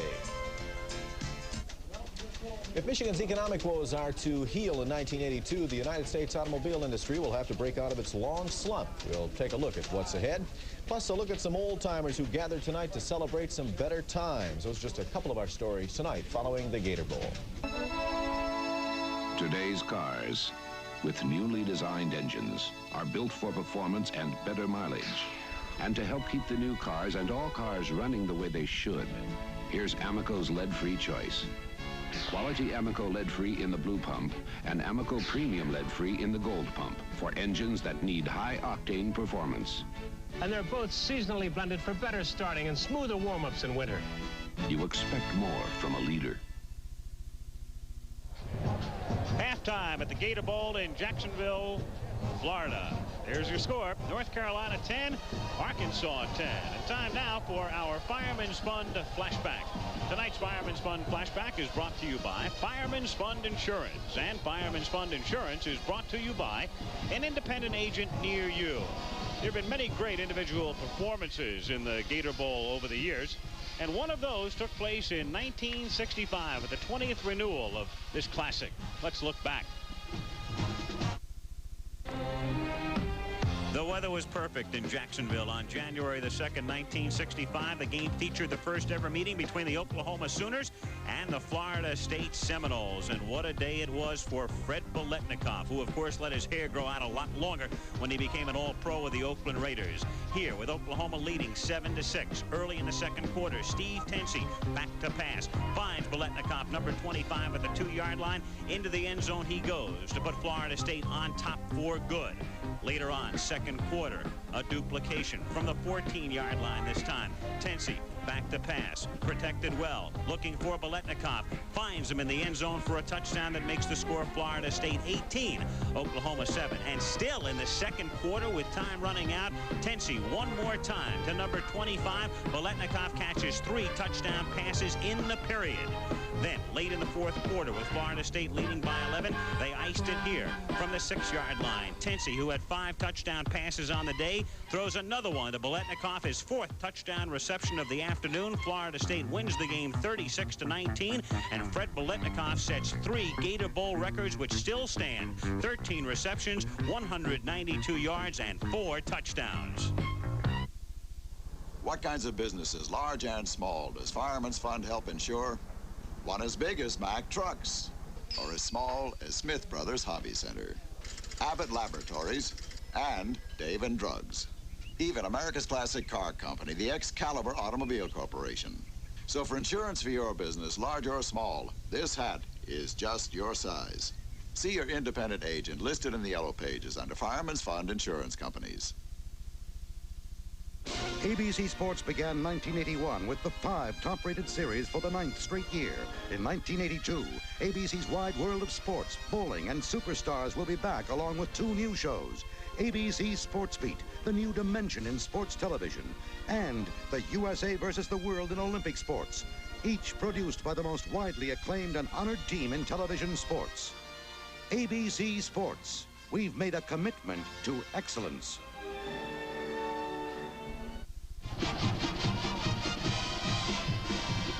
Back at the Gator Bowl in Jacksonville, Florida, crowd of 70,000 sitting on in the fog. And they have seen a dandy first half. North Carolina 10, Arkansas 10. Razorbacks tying it up on a field goal by Bruce Leahy with just 4 seconds remaining in the first half. So a very interesting first 30 minutes with 30 more to come. And, of course, end of the year, time for awards presentations. We have our Coaches of the Year presentations to be handed out. And for that, let's go to Bill Fleming. Thanks very much, Al. During these past 11 years, the Chevrolet Scholarship Program has been run in conjunction with our televised games here on ABC. Our ABC commentators have voted for the outstanding players of the game in our NCAA program, and Chevrolet has sent $1,000 to the General Scholarship Fund of those institutions in those players' names. Well, at the end of each year, we pick the Coaches of the Year, and that's the reason we're here today, to present the Coaches of the Year for 1981. We also choose the Player of the Year, and you'll be meeting him later on at the Sugar Bowl at halftime. First of all, let me just say that there are 4 divisions of the NCAA, and in Division 3, the Coach of the Year is Bill Manlove Jr. of Widener College. Widener beat Dayton in the Amos Alonzo Stag Bowl for the national championship and wound up a perfect season of 13-0. In Division 2, the Coach of the Year, Vito Ragazzo of Shippensburg State, winding up the season with a perfect 12-0 mark, but losing out in the semifinals of the playoffs. And in Division 1AA, Roy Kidd in his 18th year at Eastern Kentucky. Eastern Kentucky this year ranked #1 in the nation in the final regular season poll, and for the 3rd year in a row, Roy Kidd has taken his Colonels to the national championship final game. Now in Division 1A, the Coach of the Year, Hayden Fry of the University of Iowa. The Hawkeyes posted their first winning season in 20 years in 1981. They'll be making their first trip to the Rose Bowl since 1959. They won a co-championship with the Ohio State Buckeyes in the Big Ten, their first championship since the year of 1960. So really it's a pleasure to welcome Hayden Fry to this presentation, and to make the presentation an old friend, Mr. Bob Cook, General Sales Manager of the Chevrolet Motor Division. Bob? Thank you, Bill. Congratulations, Coach Fry. It's been one of those pressure-filled, unpredictable seasons for you and your fellow coaches. But your leadership brought your team to a highly successful season.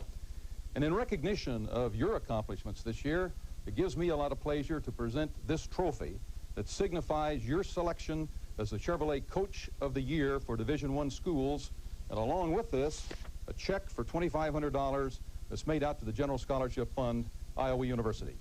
Congratulations.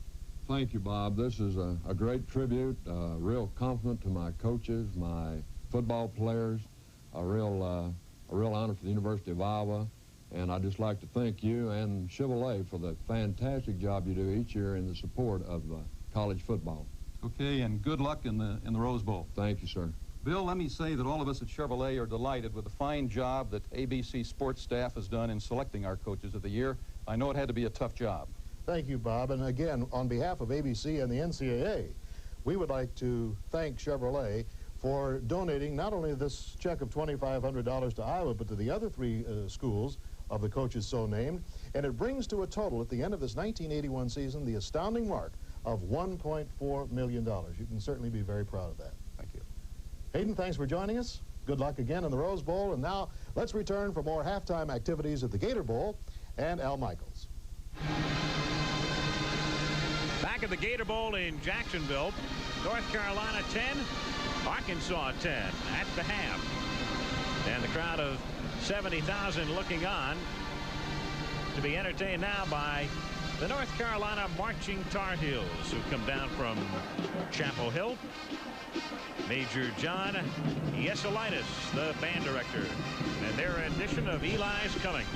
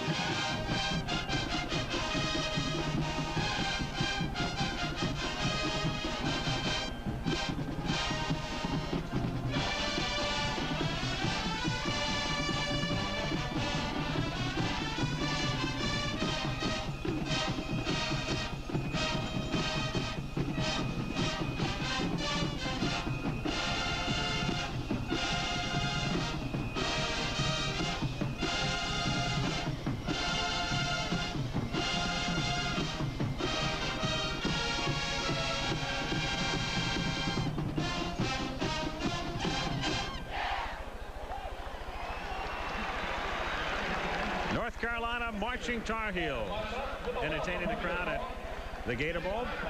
Band putting on a good show, and both teams putting on a very good show. In the first half, Al Michaels back along with Ara Parsegian. I think the only thing that may have surprised a few people, I think most of the experts felt we may see a high-scoring game. May not turn out that way, but it's been a most interesting first half.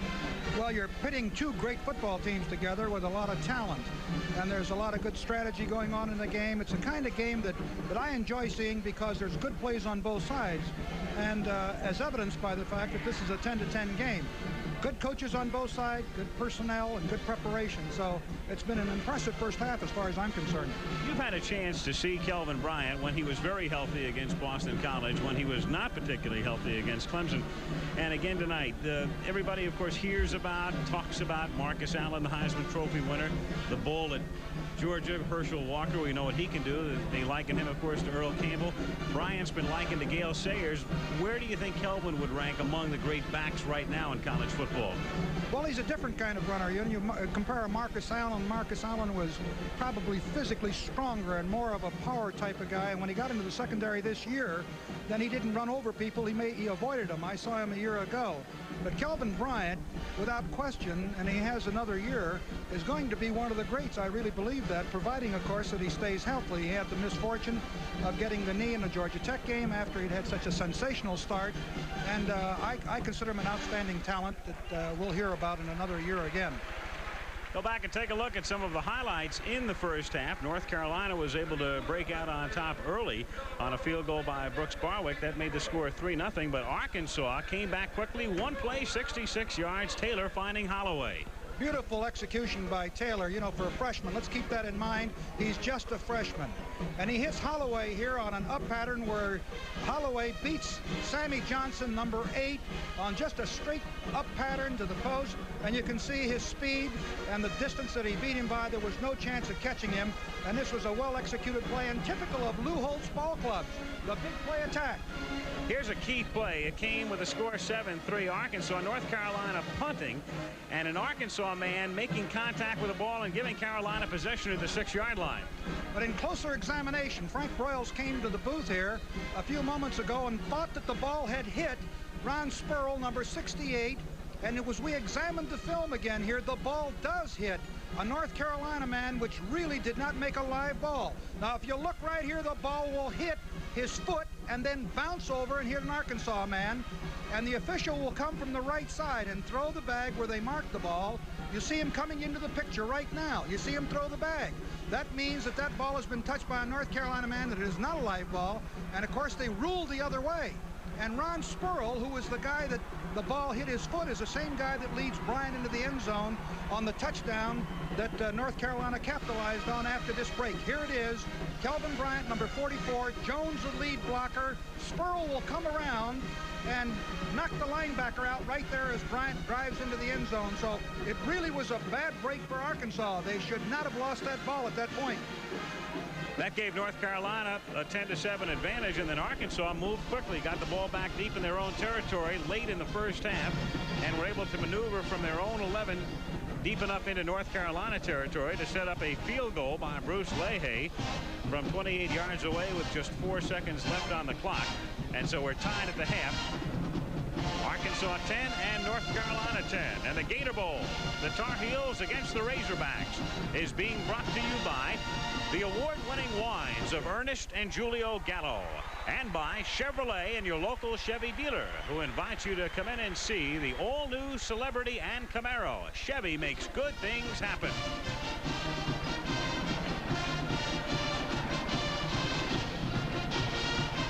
10-10 tie at the half. And we'll be back at the Gator Bowl in Jacksonville, Florida, after this commercial and a word from your local stations. I have a tension headache. Feels like someone is compressing my brain. Would you try extra strength Tylenol? You can't buy a more potent pain reliever without a prescription. I have to see what it does for me. Look at the difference in the amount of medicine in the leading pain relievers. Extra strength Tylenol has more pain reliever. I have to try it. No pain, no pressure. Extra strength Tylenol is a super product. Try extra strength Tylenol, aspirin free, and you can't buy a more potent pain reliever without a prescription.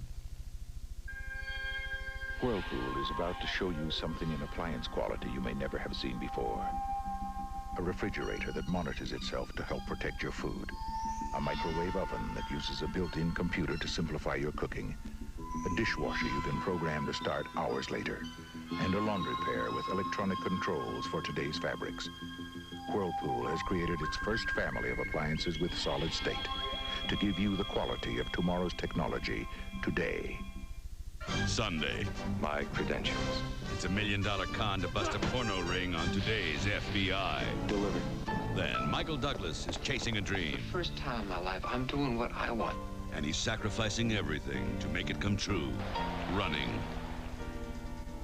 Sunday. You want a tax shelter? All right. Declare yourself the beneficiary of a fiduciary trust, approximating exponential capitalization appreciation. Carry over the withholding premium to itemize your selective equity to prorate the accumulated net gross to a debenture-bonded lump sum. Or open an IRA at Manufacturers Bank. You'll get a high interest rate, defer your tax on the interest, and get a tax deduction up to $2,000 every year. You want a tax shelter? That's a tax shelter. How do you make strong, long-lasting parts for the cars of the 80s? Higher strength steels from National Steel. How can you get weight out of cars without cutting strength? Diet steels from National Steel. How do you fight rust? Pre-coated fighting steels from National Steel. Higher strength steel, diet steel, corrosion fighting steel for the cars of the 80s. From National Steel, where you get answers, not just steel. So good to turn to.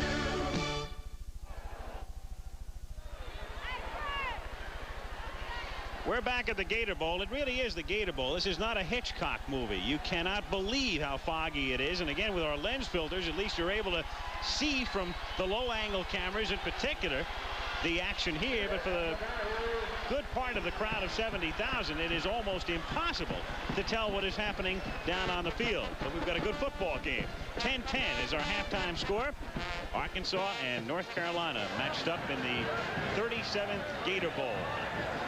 As the teams re-enter, the Carolina Tar Heels coming out from the far side. Arkansas coming back out, and let's check in with Steve Davis and Coach Lou Holtz.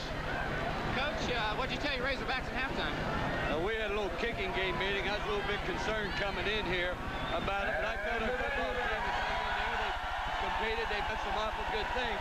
I've never seen a game where maybe it ought to be canceled because of the fog like this, but we've dropped some passes that we don't normally drop. That's not any excuse. We're playing a fine football team. I think it's been a fine game. We've made some mistakes you can't make in a kicking game. Now, Coach, you told us that Brad Taylor was at 50%. He does not look like he's at 50%. He looks 100% right now. Coach, he really is.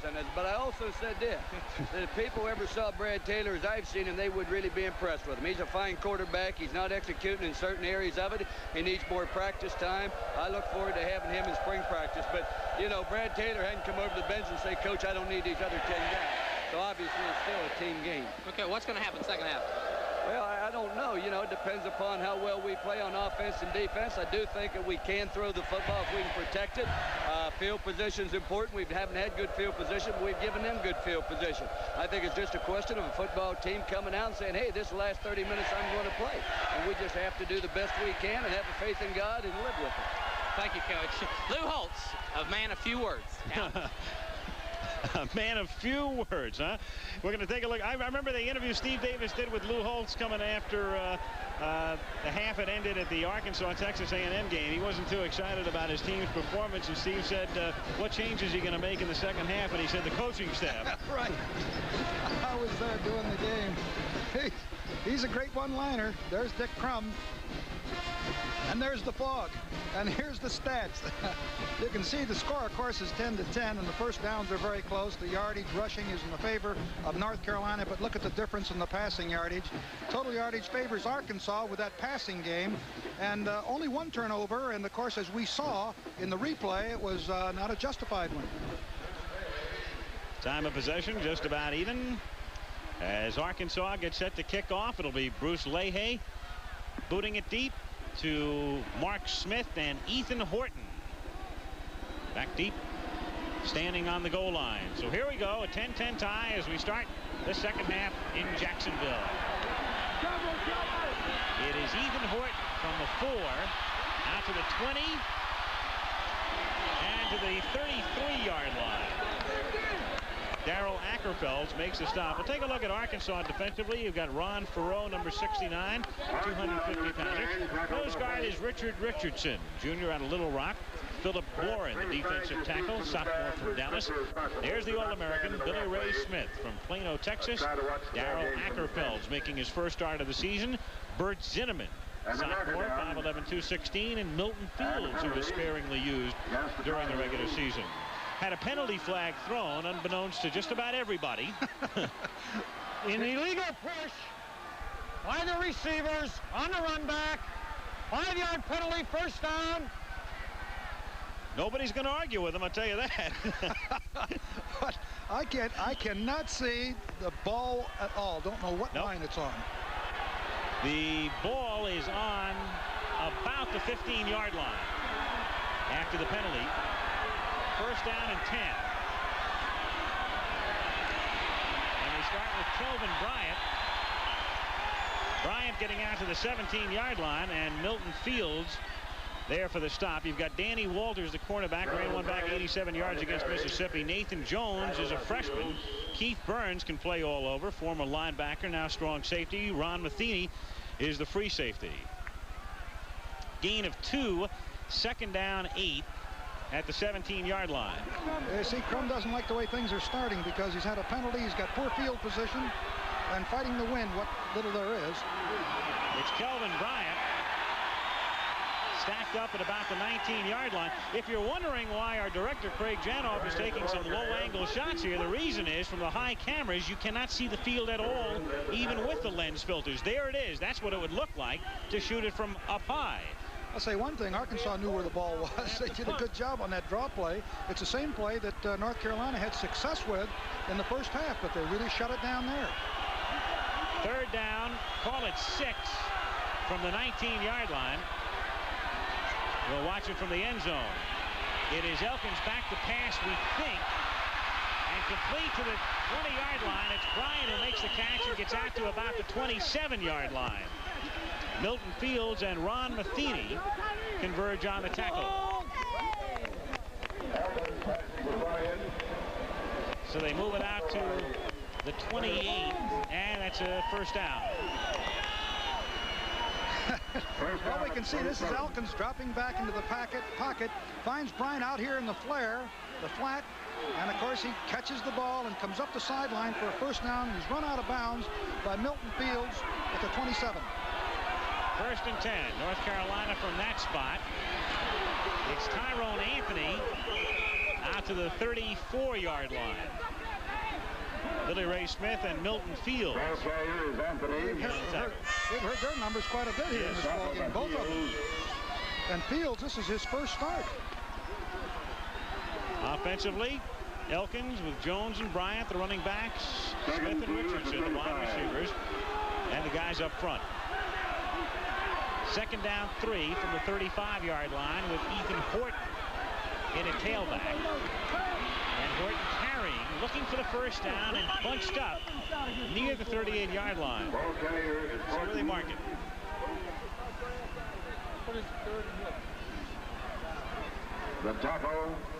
The old adage, repeat successful plays. They ran exactly the same play that time as they did the previous one. It wasn't quite as successful, but it is close to a first down. Did he get it? First down. He did. Yeah. They radioed it in. We had hoped to have the Goodyear blimp hovering high above the Gator Bowl tonight. No chance. This is a time and place for a lot of misdirection and bootlegs. Time for Agatha Christie. First down from the 39-yard line.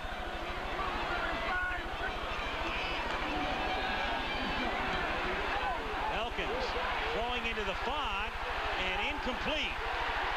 Intended for Richardson, and a marker is thrown. Ron Matheny was the man covering on the play, and somewhere in the gloom is a flag.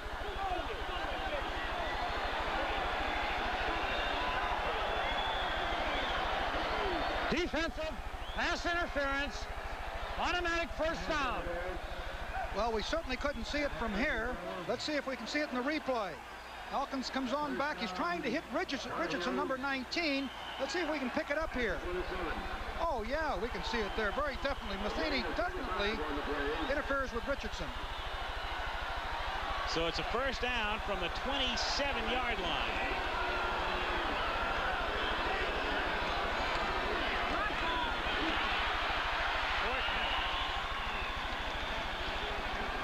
Stopped at about the 25. Nathan Jones making the tackle. He made a good tackle on the play. Jones, the left cornerback, supported very fast. Made a great play. And just a freshman, taking one-on-one with a running back is no easy chore. Kelvin Bryant comes back in at tailback. 11:25 remaining. Third quarter. Second down, call it 9. Give it to Bryant.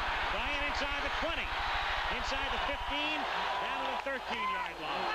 Another example of his ability, being able to read the daylight and make the moves that are necessary to get yardage. Both linebackers finally make the play. Fields and Zinnemann, here it is.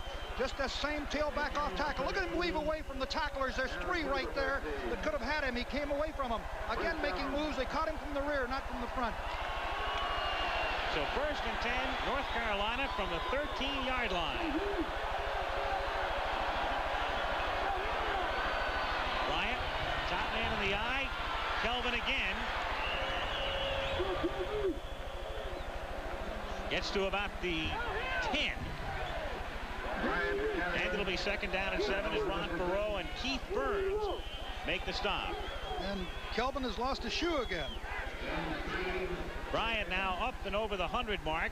19 carries for 104 yards. And you consider that Horton's been in there with a lot of opportunities, as well as Anthony at that running back spot. Done a decent job. Come up with split backs this time. And on second down, Elkins is going to put it up. Throwing and incomplete. Intended for Tyrone Anthony. Elkins pass intended for Anthony. Third and 7. Third down and 7. The crowd is quiet right now, and it's very obvious. There are only about 19 people in the entire stadium that can actually see what's happening. Those closest to the ball, and that's it. We kid you not. The only reason you're able to see pictures with any clarity at all is from the low angles. Third down, 7 from the 10. Through the middle comes Horton. And works his way down to the 2-yard line. Brian Blados led the charge. They've been attacking that tailback isolation play and off tackle to the left over Brian Blados, who's a big guy, 6'6" and about 290. There's Crum. He's a cool guy, I'll tell you, and he's a winner. It's a first down with exactly 10 minutes now to play in the third period. First down, Carolina. Ball at the 2. Horton. Nope. Shy. Setting up second down and goal. Number 86, Doug Sickles, who is the other tight end that comes in. He was making signaling touchdown. And he was a good foot short of the goal line.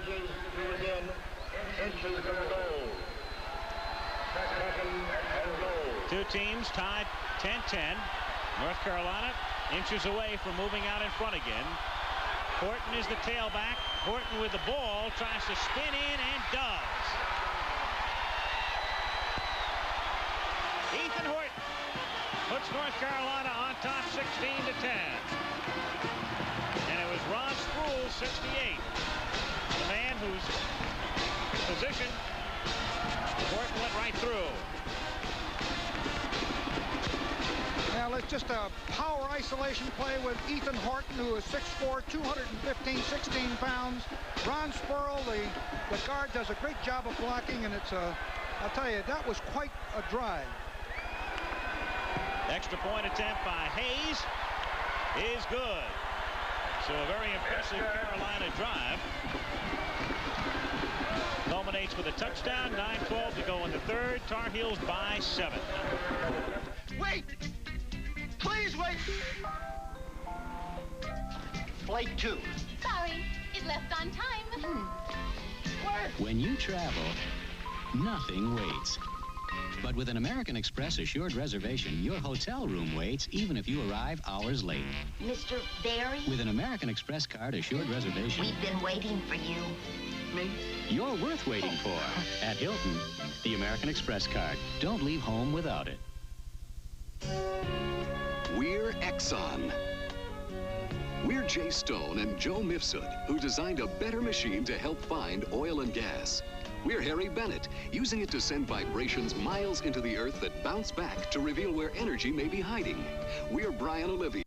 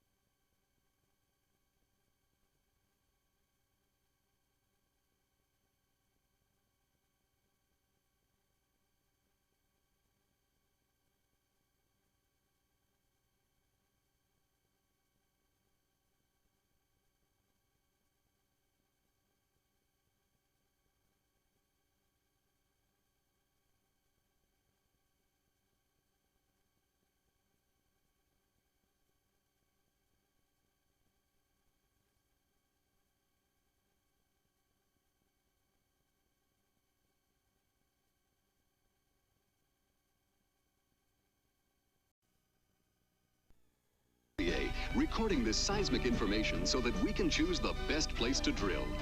We're more than 100,000 people working on energy. We're Exxon.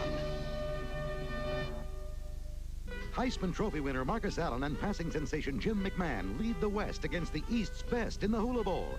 January 9th on the season premiere of ABC's Wide World of Sports. Man with a sign. Well, if he was a wrist wrestler, we could have had him on before this. Here's Ethan Horton, the man who put it in the end zone for Carolina, putting them on top by 7 as Hayes kicks off into the night and out of the end zone. That's right, into the night. So the fog blanketing the Gator Bowl here in Jacksonville. If this were an airport, it would be closed right now. 9:12 to go in the third quarter. Carolina with an impressive drive. 85 yards. Key play on that drive, that 34-yard pass interference penalty. But Carolina moving downfield well, mixing up their plays well, consuming 5:48, leading by 7. 1st and 10 Arkansas from the 20-yard line. Freshman quarterback Taylor setting up, throwing, and complete out to the 27-yard line to Bill Pierce, who was sent out of the backfield, and Mike Wilcher, the linebacker, 84, makes the tackle. Pierce came all the way from the right halfback spot through the line and came underneath the linebackers, and Taylor hit him. You've got Taylor with Pierce and Anderson starting at the running back spots. Missler and Holloway, the wideouts, and the guys up front with Mason, the tight end. 2nd down 3 from the 27-yard line. Pierce is stopped shy of a 1st down. 3rd and short upcoming for Arkansas. Carolina defensively, Parry, Fortune, and Fuller is outstanding, number 95. Linebackers Wilcher, Nicholson, Ward, and Daniels. Remember, they're missing Schaffer, who's out with an injury. Their top man there, Poole, Black, Jackson, and Johnson, the secondary. 3rd down 1. Again, our low coverage because you can't see anything from the high cameras in the fog. It's Anderson getting the 1st down. Chris Ward making the stop as 143 tackles the other. Holtz continues to pace. What did he say yesterday? He said, nobody can grab me this way. That's right. Moving target is tougher to hit. That's what he said. We asked him how come he walks so much, and he says a moving target is harder to hit. 7:48 to go. 3rd quarter. End zone shot. 1st and 10 from the 33-yard line. Anderson gets out to about the 36, picks up 3. Steve Fortune making the tackle. What does this do to your passing game? The fog is obviously affecting play down on the field, too. Well, I think on the field, I think they can see better. I really believe they can throw the ball because Taylor did hit the receiver there. The ball may get a little bit wet. But I think they're seeing better there than certainly that we can see them from this distance and this vantage point. What about long Because you see the ground level shot here. Yeah, the long pass may go up into that fog and come down. There's a little screen pass. Anderson, 40. Out. He's to the 45. He's into Carolina territory. He's to the 40, the 30, and they get him at about the 23-yard line. Sammy Johnson and Bill Jackson were the men who made the stop. Just a little slip screen to the left. Well executed, and as we said at the top, if Anderson gets some daylight, look out. And that's what he got that time. Here's a ground level shot with Taylor going back. Now watch him dump the ball right out here to Anderson, right out here to the left. He picks up a block or two and cuts clear back across the grain, all the way across, before he's finally picked up by Sammy Johnson, number 6 here. Runs him down, and he gets some help there also from Bill Jackson. 43-yard pickup, ball at the 21-yard line. Straight ahead goes Pierce, picks up a yard. 2nd down. Holtz sending in a play. Mark Missler is the man. His brother, of course, a big hero in New York, caught a touchdown pass that culminated the Giants' 2nd drive against Philadelphia yesterday. It's absolutely amazing how clear the shot is when we're on the sideline with the coaches, and of course how foggy it is from this point as well as out there on the field.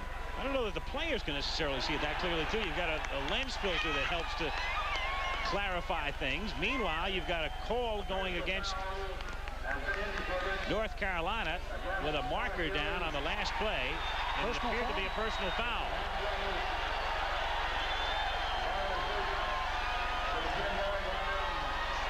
Dead ball, personal foul against the defense, automatic 1st down.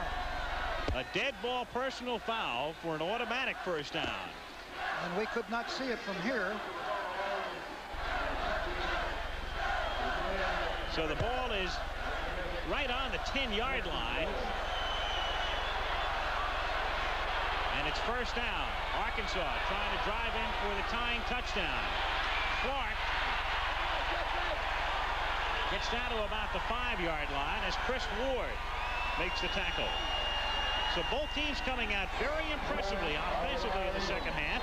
Carolina with a long drive, and Arkansas trying to culminate a long drive. And they've got 2 tight ends in there. And they'll try to run the ball, try to pound it in there. Second down at the 5.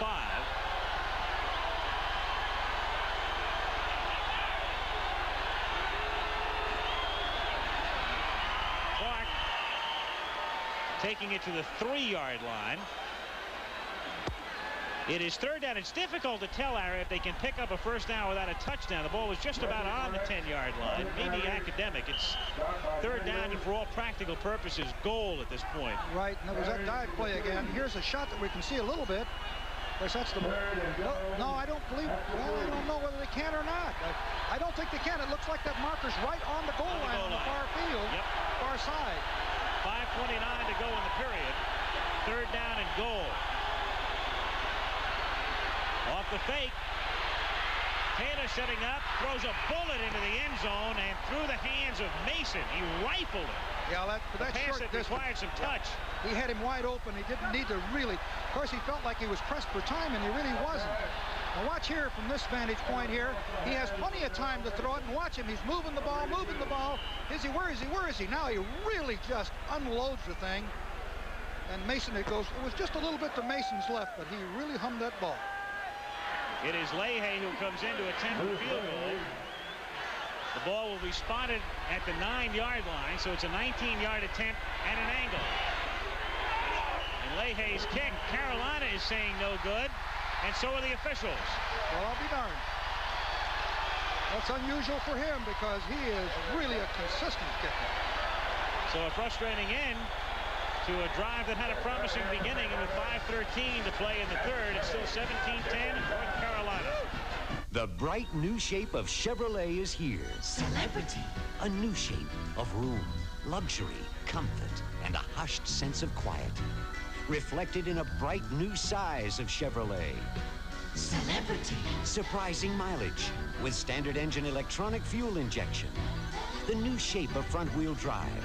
The new shape of aerodynamics. The bright new shape of Chevrolet is here. Celebrity. Chevy makes good things happen. Welcome to warm afternoons and Gallo Ride. Sunny Rhine days with your friends and mine. Special moments. The feeling shows. A Gallo toast with the Rhine that flows. Oh, the joy of sharing Gallo wine. Will we ever have a house like this? Share the joy of Gallo wine.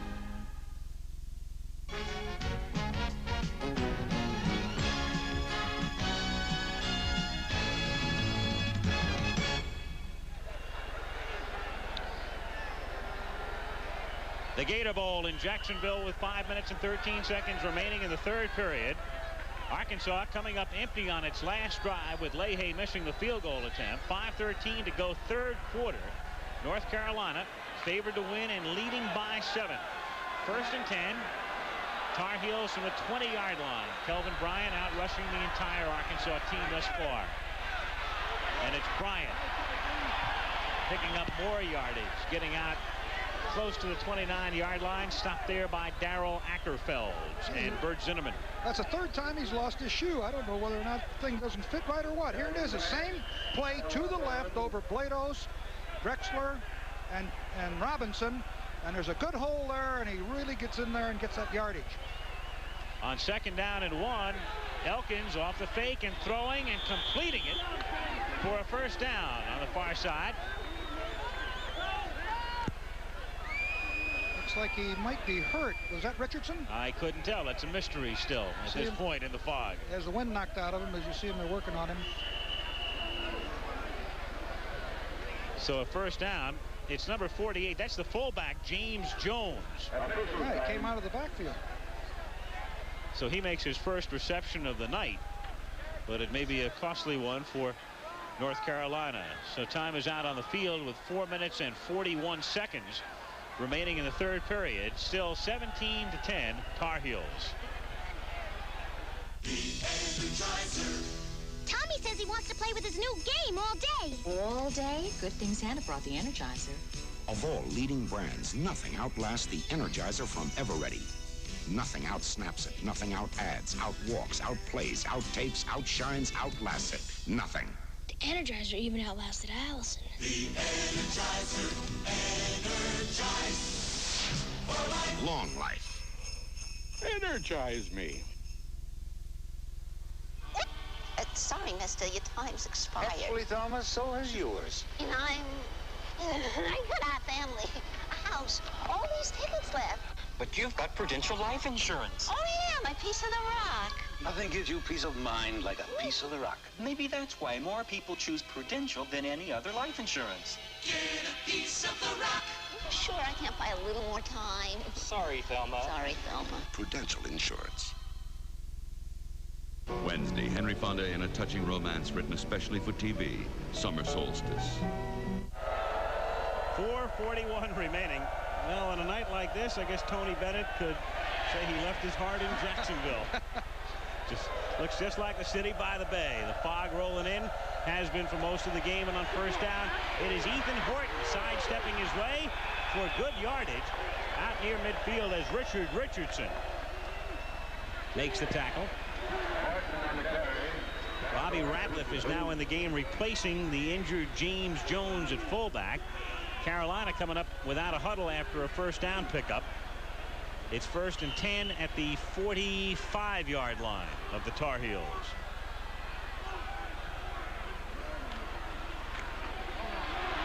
Horton gets to the 50 and gets into Arkansas territory as he moves to the 48-yard line.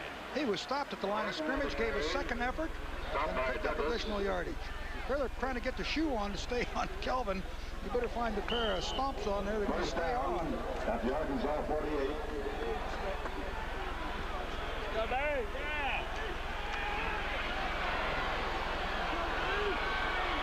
There's another look at it. You see right here as Horton does the job. He was stopped at the line and just kept right on plowing. 1st and 10 from the 48-yard line, and it's Horton taking it to about the 44. Philip Boren making the tackle. Ethan Horton, just a freshman out of Kannapolis, North Carolina.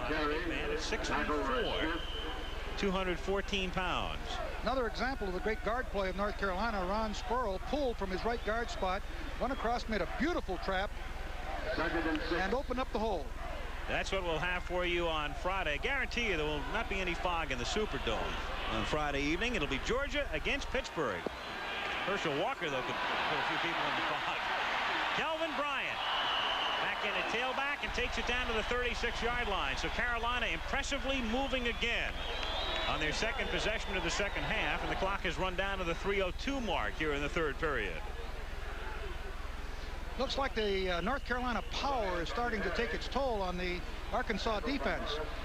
They were penetrating through the left side. They kept running the left side. That time they had the little gadget where they deal the ball off to Kelvin Bryant on a little lateral, a little special play. Horton worked well. Horton is back in, and Smith in motion from the 35-yard line. And it's Horton inside the 30, the 25, the 20, and out of bounds near the 15-yard line. They'll spot it at the 14. What a night for Horton. Bobby Ratliff led the way with a block. The man who's picking up the slack for the injured Jones.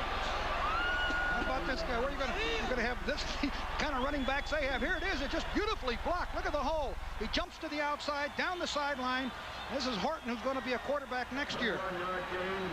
Here's another look at it. Just a quick pitch out. He gets good blocking at the front. No one touches him. And this is a man 6'4", 215. He's a real man, I'll tell you.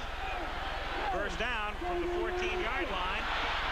Bryant spinning and maneuvering, and Kelvin gets close.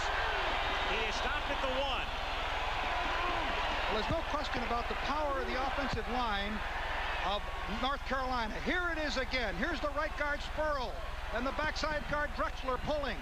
And there you see Kelvin Bryant makes the first tackle or miss. No chance, makes a spin off. Look at him weave away from where the tacklers are. Again, demonstrating great work. Ron Matheny comes up and finally makes the play. First and goal, ball at the 1. 2:12 to play, third period. North Carolina leading 17-10. And a yard and a half away from stretching that advantage. Give it to Mr. Touchdown. And he gets inside the 1, but does not get in. Billy Ray Smith was right there. Well, I tell you, you can't get any closer than this. But he was stopped. I think it's the right call. We get a ground level shot here. As you see here, he makes a second effort right there. But you see the ball has not crossed the goal line. And the official makes the right call. It's probably, what, 1 inch away from that goal line? Bryant now 23 carries, 136 yards, looking for a second touchdown. Instead, it is Elkins who tries to burrow his way in and does. Touchdown.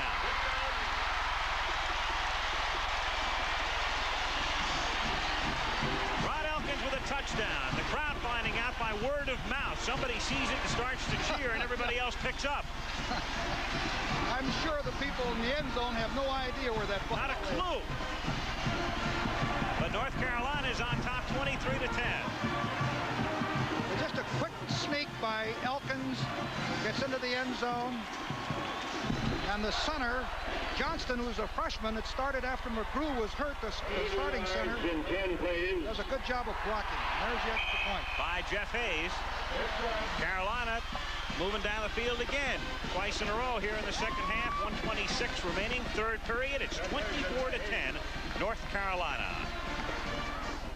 Here's to good friends. Tonight is kind of special. Hi, guys. Well, look who's back. Must say something. Okay, Paul Bunyan. Let's go watch some of this burn. You always work your guests this hard. You got enough strength left to lift a Lowenbrow? Lowenbrow? I'll use 2 hands. When you want the taste of a truly great American beer, tonight, let it be Lowenbrow. I know the work's pretty hard, but the pay is not bad. Oh, Mr. Goodwrench, can I get a tuner? Sure can. What's that? Your written estimate. Mr. Goodwrench wants you to know in advance just about how much the job will cost. He has the GM training and tools available to do the job right. Gee, that's reasonable. Mr. Goodwrench knows our customers don't like surprises. Keep that great GM feeling. Where Mr. Goodwrench works. With genuine GM parts.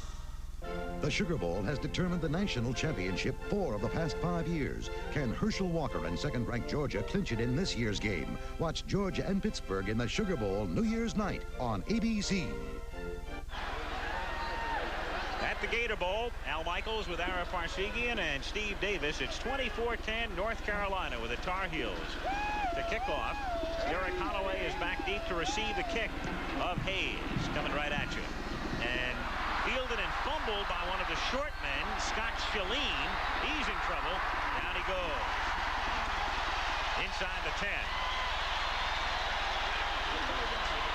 Blue pompons of the North Carolina contingent coming down from Chapel Hill. They've got plenty to be happy about here in the second half. Offense moving methodically, defense giving ground to Arkansas on the Razorbacks last drive, but they came up empty. Carolina just took it 80 yards, 10 plays, with Elkins sneaking in for the score. And that's the last thing that Lou Holtz wanted, was the kind of field position that he is now saddled with. It'll be 1st and 10.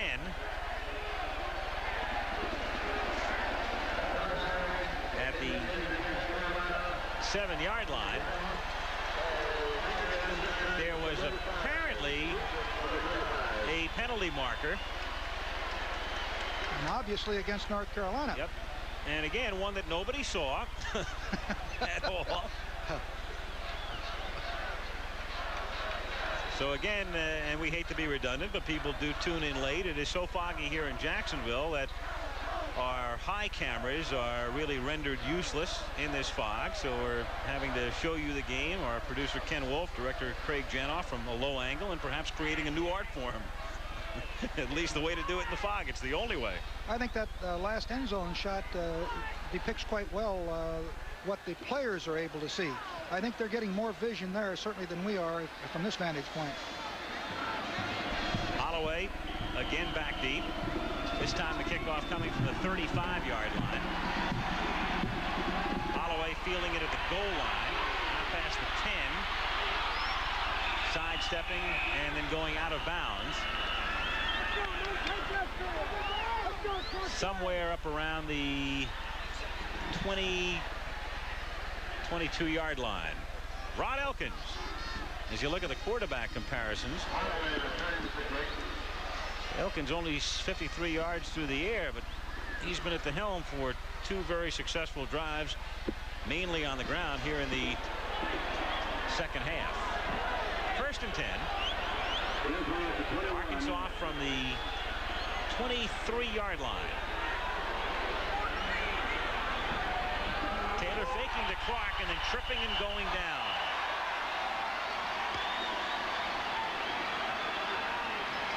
Brad Taylor, I think, caught the foot of Charles Ginn, number 61, the offensive right guard. See if we can pick it up. Let's see if we can see it here. He's coming down the line on the option. He fakes the ball to Clark, and he does. He trips right over the, or it might have been defensive penetration. I couldn't quite see. But in any event, it's a no gainer. It is a loss of 3. 2nd down, 13. Ball at about the 17-yard line. It is complete out to the 27-yard line to Mark Missler. And a good grab on his part. Ball was thrown low. You see here, Taylor rolls out to his left. Missler is on the sideline right here. Let's take a look at it and see why the crowd was booing. Well, you certainly can't see the line there, but it looks to me like it's a completion. I think they're just programmed to boo. There's no way that anybody in the stands could possibly know if he was in bounds. 11 seconds to go in the period. 3rd down, about 4 from the 27-yard line. Taylor has his pass knocked away. Joe Conwell was putting on the rush along with Steve Fortson. One of those two, the man who got his hand on it. And we have 5 seconds remaining in the period. And Arkansas forced to punt.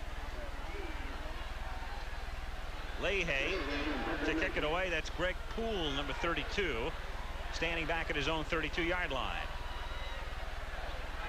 Carolina trying to set up the return as they rush only the outside men. Poole signals for a fair catch, fumbles, but recovers at the 37-yard line, and time has expired in the 3rd period. So when the 4th quarter commences, North Carolina will have the ball. 15 minutes to play. 24-10. Our score through 3. And we'll be back in Jacksonville after this commercial message and a word from our local stations. What's wrong with the computer? Tape drive. The Army's most technical skills are also the ones most in demand. But now if you qualify, there's a way to reserve the skill you want up to 12 months before you go in. It's called the Delayed Entry Program, and it guarantees you the training you want. Be all that you can be, 'cause we need you. Okay, it's up. In the Army. The body of a beast, the soul of a poet, the Elephant Man, 1 week from tonight.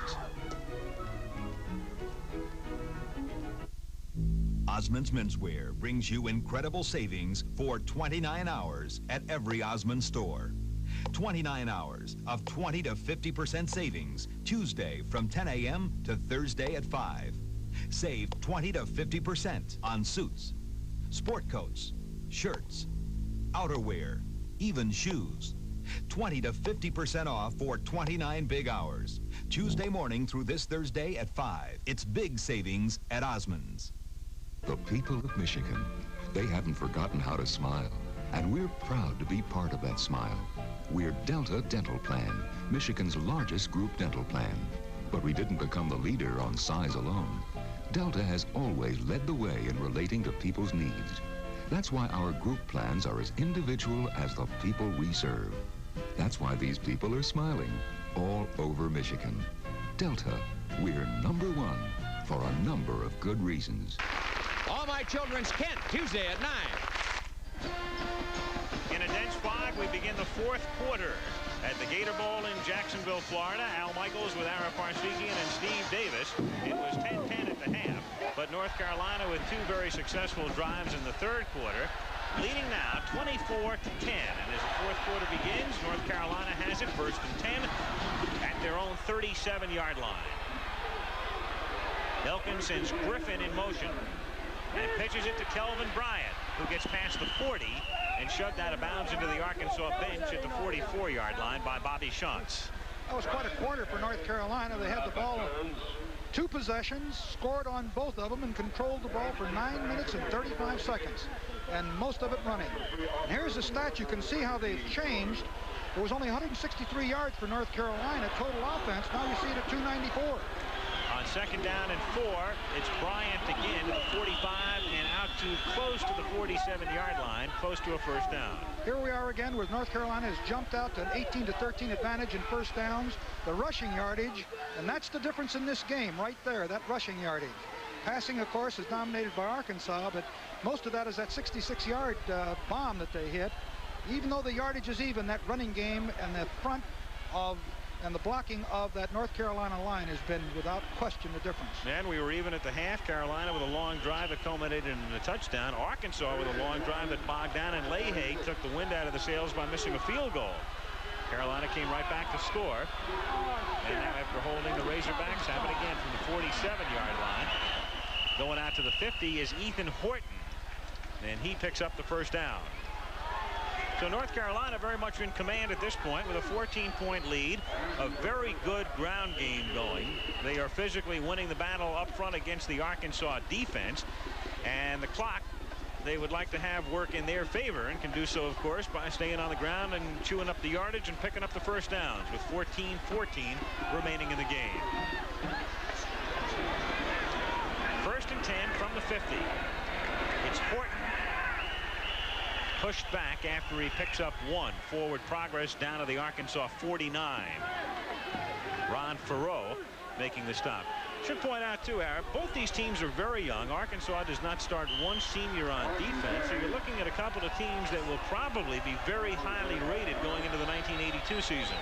Well, I think both teams would have been ranked much higher this year had they not had the injuries, particularly North Carolina with the loss of Elkins and Bryant. Those, you know, your quarterback and your tailback, those are big losses. On 2nd down and 9, Elkins in trouble, and it's Jeff Goff, number 34, the linebacker, who flicks through and makes the tackle. Great play by Goff. Now, he was one of the guys that was beaten out when they started the whole preseason. He'd been a starter. Here's Elkins rolling out to his right. Watch Goff come into the picture on the left side right there.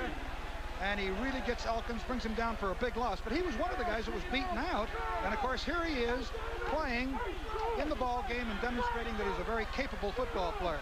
Huge loss, 15 yards from 2nd and 9. We go to 3rd and 24. And they let Horton trying to pick up some of that, and he gets only a couple. Taking it to the 38-yard line, and so Carolina forced to kick it away. And with 12:48 to go and 14 points down, you're going to have to expect Brad Taylor to put that ball up. Hayes to kick. Arkansas setting up what they hope is a return. It is Anderson making the catch at the 18 and running it back 7 or 8 out to the 26-yard line. So the Razorbacks trying to mount a drive from there with 12 minutes and 28 seconds remaining in the game. It's North Carolina 24, Arkansas 10. Don't find out about your homeowner's insurance by accident. Hello, it's a recording, Stanley. With a piece of the rock. Hello, Prudential. Our survey shows that even after a claim, people claim we're good. We're covered? Oh, it's still a recording, Stanley. For homeowners insurance, too. Get a piece of the rock. Prudential Insurance. Even after a claim, people claim we're good. Thanks, Prudential. She's talking to a human, Stanley. Blow away everything you ever heard about pickups and meet the revolutionary new size Chevy S10. Available with V6 power the imports don't have. Chevy S10. V6 power to tow twice as much as any foreign import pickup. Carries heavier payloads than many standard full-size pickups. V6 power with gas mileage ratings even the best-selling 4-cylinder import when equipped with overdrive can't beat. Drive the V6 powered Chevy S10. There's never been a truck like it before. Chevy is the power in trucks. ABC Sports brings it all together. Updated scores and results, late-breaking sports stories, in-depth sports news. Make all the pieces fit for a complete sports picture every weekend this winter on ABC Sports.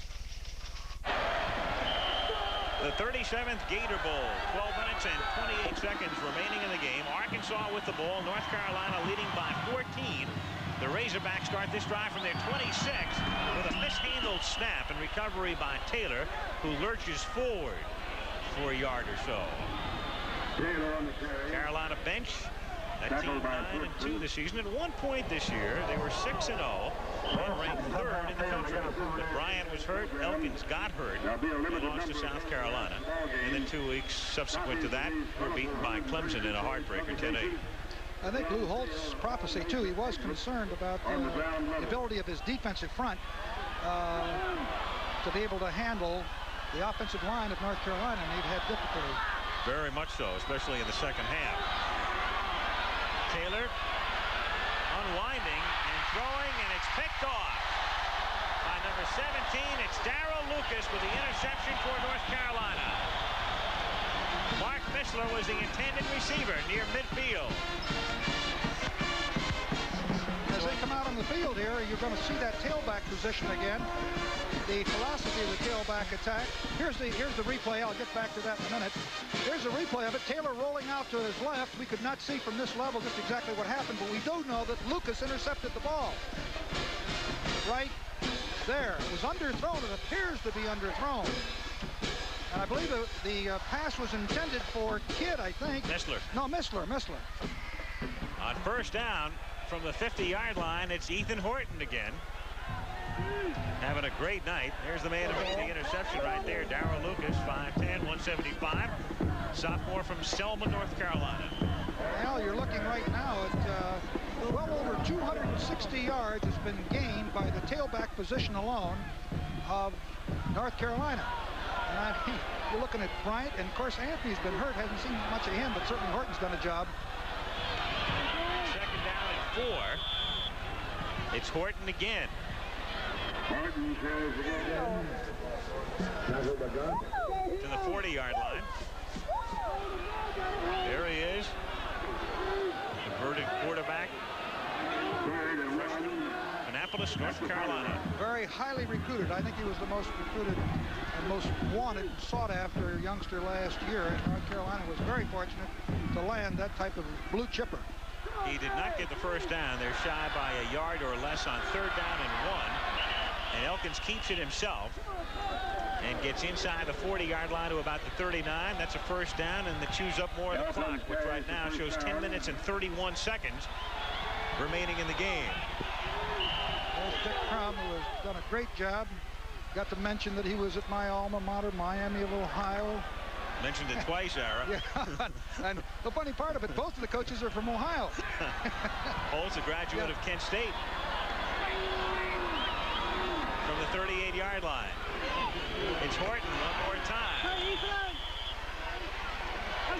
Horton gets close to the 30. Teddy Morris makes the stop. It's interesting to have somebody like Horton and a Bryant. Remember last year when Kelvin Bryant was only a sophomore, he went for more than 1,000 yards on the ground. He was also in the backfield with a man who was considerably more famous. In fact, his nickname was famous, and we're talking about Amos Lawrence, who was a high-round draft choice of the San Diego Chargers and subsequently wound up with the San Francisco 49ers. But Bryant and Lawrence split the tailback chores last year. They may be giving Southern Cal some competition for tailback U. Elkins going deep and trying to ice this one and can't. Intended for number 45, Mark Smith. Keith Burns back covering on the play with 9:29 to play in the game. In Arkansas, in losing 3 games, their loss by the biggest margin was by 14 points. So the North Carolina scores here, it would be the biggest difference in the score that Arkansas has felt. Here's the pass by Elkins, trying to go for the corner here, but he just threw it away. 45 Smith was overthrown. Elkins is 7 out of 17. It's Horton again. Look at this. Showing Bryant-like moves. And getting inside the 15-yard line. Bill Boren back to stop him. Whew. Ethan Horton started against Maryland, gained 94 yards that day on 26 carries.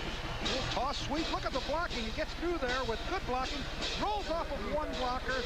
Rolls off of 2 blocker, number 30, which is Keith Burns. And again, rolls off of another blocker. I don't know which is between Bryant and Horton. Some tandem. 1st and 10 from the 14-yard line. That man just doesn't get tired. Moves down to the 11 for a pickup of 3. And it'll be 2nd down and 7 upcoming with under 9 minutes to play in the game. And North Carolina on top by a score of 24-10. And Al, if here's I want to remind you, the Pro Bowlers Tour begins on January 9th. Long-running series. Chris Schenkel and Bo Burton will be back. Tour begins this year in Anaheim, California, followed by ABC's Wide World of Sports that day, the Hula Bowl from Honolulu. Bryant. That's not Bryant. That's the fullback, James Jones, number 48, who was shaken up earlier. You know, it's interesting. If Crum and the North Carolina team hang on to the lead that they have, they will have gone under Crum to 5 bowl games. Crum has been involved in 5 bowl games. He's won every one. When he was at Miami of Ohio, he beat Georgia and South Carolina. And when he's been here, he's beaten the likes of Michigan in this bowl game 2 years ago, and Texas in the Blue Bonnet, and now possibly Arkansas in the Gator. Pretty good hat trick. Hasn't lost a game in a bowl game if he hangs on to what he's got. Horton. Holding. Horton lost control of the ball for a moment and then was able to recover at the 3-yard line with 7:50 remaining in the game. And he picks up enough for a 1st down. So they spotted at the 4, 1st down and goal.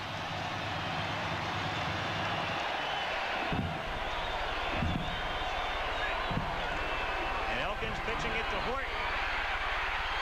He deserves it. Well, he carried the load on that drive, didn't he? In for the touchdown. You really deserve it when you do all of the work on a drive, and then so often you'll see the quarterback go in or somebody else carry the ball in that last yard. You might as well get it yourself, and he does. And let's not forget the guys that were up there blocking for him. I mean, the line has done a great job. Mike Mars, Kroll, Johnston, Drexler, Blados, and of course the tight end Sheldon Robinson. That's very much been the story of the 2nd half. They have simply been outmanned, have Arkansas up front. North Carolina dominating the line of scrimmage. Hayes' kick splits the uprights. And North Carolina, not only with a good and successful drive, but chewed up a good part of the clock. And now with just 7:29 to go in the game, it's 31-10, North Carolina. All you people in motion, here's a good notion. The telephone credit card. The easy way to call. Easier than carrying a whole lot of change. You get a monthly record of your calls. Apply at your Bell business office for your free card. Mrs. Wilson. Hi, Mom. It's the newest Mrs. Wilson.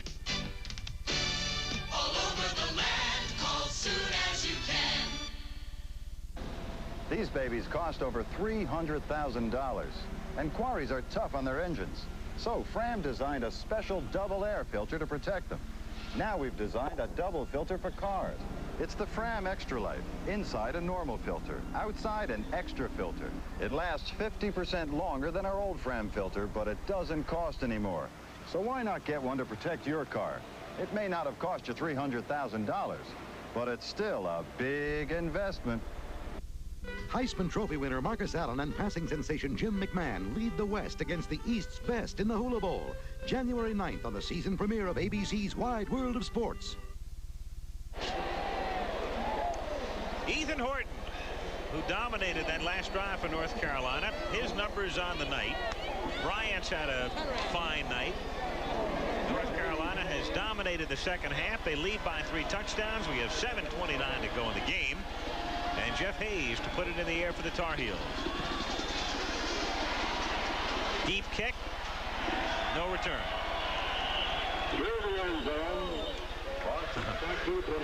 Crowd of 70,000. And Jeff, hey, calm down there. Carolina bench. Happy crew right now. Well, we mentioned at the outset, as you look at the numbers on that last drive, the difference, the contrast, and the styles of preparation. Carolina low-keyed it, took advantage of some opportunities normally afforded only to tourists in this area. Arkansas did things a different way. It's Clark taking the pass out past the 25 to 30, and Jesse works his way out to the 37-yard line for a first down and gets up quickly to get back in the huddle because Arkansas can't afford to fool around. Let's check in with Steve Davis. Rod, you've played a great game. Those last 3 drives look pretty easy. Well, we didn't expect Ethan to run like that. In fact, we didn't even know that he was going to be running behind Kelvin tonight, and he's been a pleasant surprise. You've got to be happy with your offensive line. They've played great today. Yeah, they played great, and we've been running 2 consecutive plays, which has thrown their defense off a little bit, and they haven't been able to run their pro-style type defense that they usually run, so we've thrown them off a little bit, and I think that's helped out. Thank you, Rod. Al? All right, Steve. Rod Elkins, a word with Steve Davis. Meanwhile, the fullback Clark picks up 2 more out to the 40-yard line. It'll be second down call at 8. The Carolina tailbacks have now gained 304 yards tonight. Taylor to throw, finds Anderson, and he is dropped out at the 43-yard line for a pickup of close to 3. Darrell Nicholson who makes the stop. Tonight, Horton with 142 yards. There it is. Bryant 145. You've got Anthony with 17, and you've got Arkansas with a total of 97.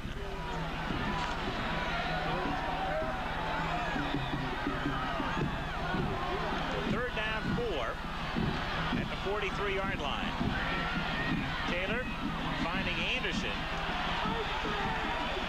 and he is stopped close to the line of scrimmage, and we've got a late flag.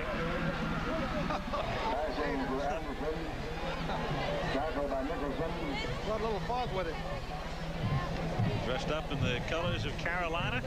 It has been this way if you tuned in late. Fog started rolling in about the second quarter. 70,000 looking on, about 9 of whom have seen any part of the game since that point. Oh, this is really something.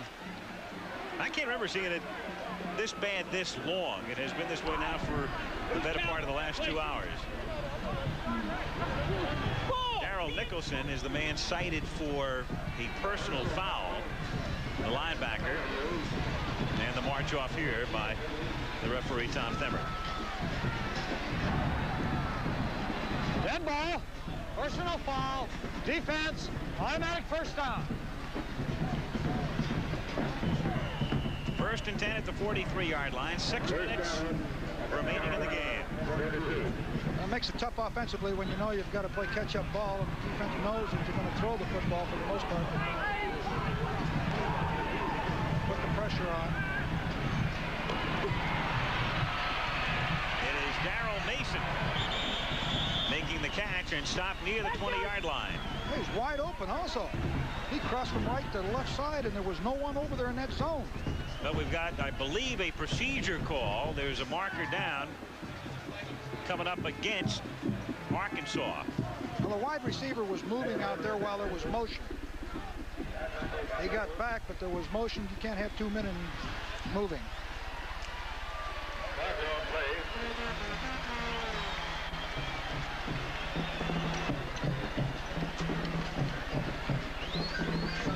Here's the call. Illegal motion, 2 men in motion at the same time. Offense. Holtz will try to get away with anything in the fog, won't he? Oh, I think there was an error made, but when that happens, it doesn't mean that you can't move 2 people, that they have to come to a complete stop. 5 minutes, 35 seconds remaining in the game. First down, 15 from the 47-yard line. Taylor going deep and looking for Holloway. Fine catch in great coverage. Down inside the 5-yard line.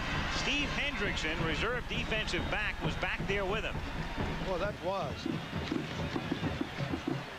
Here's a low ground camera from the defensive side of the ball. You see Taylor retreating to the pocket. Holloway will come down the left side. Lucas and Hendrickson are covering, and he goes right up between them, right here. Goes way up, comes back for the ball, and Hendrickson had his back to it, did not see it. Put it down just inside the 4, and on first down, it's Clark trying to move in, and he is over. Jesse Clark in for the touchdown with 5:05 remaining in the game. So Clark, who scored 5 in 1 day against Baylor and 9 during the regular season, crosses here to make it 31-16. Look Pittsburgh going for 2 here. That's the way Holtz wants it. His club trailing by 15.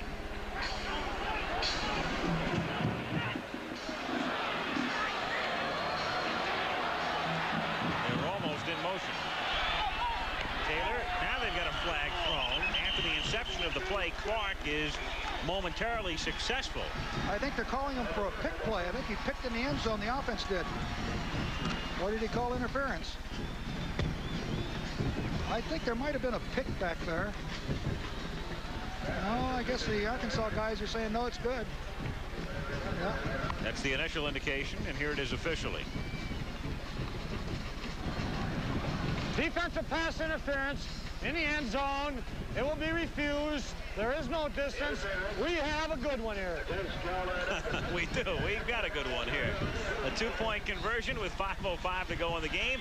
31-18, Carolina. Looking for the right fields to invest in. And the right investments in those fields can be frustrating. That's why Merrill Lynch does the groundwork with research. To seek out the best investments, Merrill Lynch brought together the best researchers. And it is turning up the unseen or overlooked that makes us what we are. Merrill Lynch, a breed apart. Angelo's been working overtime on his flips. He needs the deodorant that works overtime. Senator, Joe's been working overtime to get his story. He needs the deodorant that works overtime. Only Old Spice Stick Deodorant gives you both 24-hour protection from odor, plus that famous Old Spice scent. Pluckett's been working overtime, learning the new plays. Sure glad my Old Spice Stick works overtime, too. Old Spice Stick, the deodorant that works overtime. Hold on to your skirts. Heisman Trophy winner Marcus Allen and BYU passing sensation Jim McMahon lead the West against the East's best in the Hula Bowl on ABC's Wide World of Sports after the season premiere of the Pro Bowlers Tour, January 9th on ABC. Holt still pacing. Walked a couple of miles tonight. Not very happy at the moment. His team has just gone in for a score, but he'll be a lot happier if they can recover what would figure to be an onside kick here with 5 minutes and 5 seconds remaining in the game. North Carolina leads Arkansas by 13. And Leahy to boot it. There it is, little dribbler, has to go 10 yards. And the Razorbacks may very well have it. They do. Ed Jackson, number 47. Coming up with the onside kick, so stick around. This one's not over.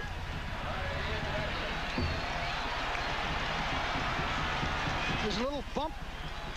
Oh, what a beautifully timed play. Just perfect. Ed Jackson came in there just right. The ball just crossed that 10-yard marker, and it's just a perfect play.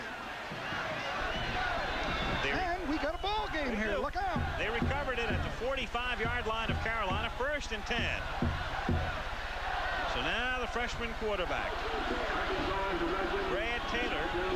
Arkansas, remember, pulled out 4 games late this season. No stranger to early adversity. Going deep, and it's Holloway who makes the catch.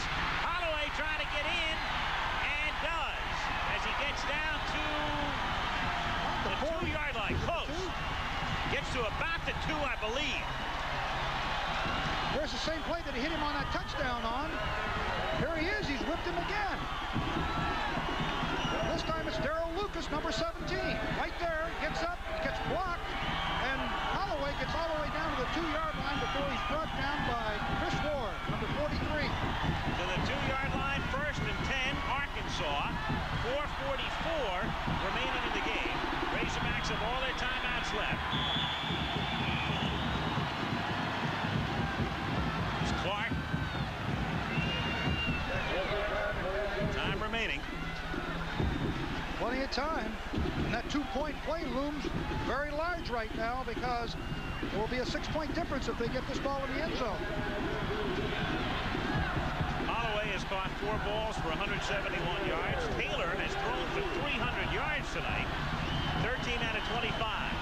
second down goal. Taylor going to try it himself. Nothing doing. Nicholson was right there, number 29. Also Ronnie Snipes and Greg Poole making sure. Under 4 minutes remaining in the game, and third down and goal now for Arkansas.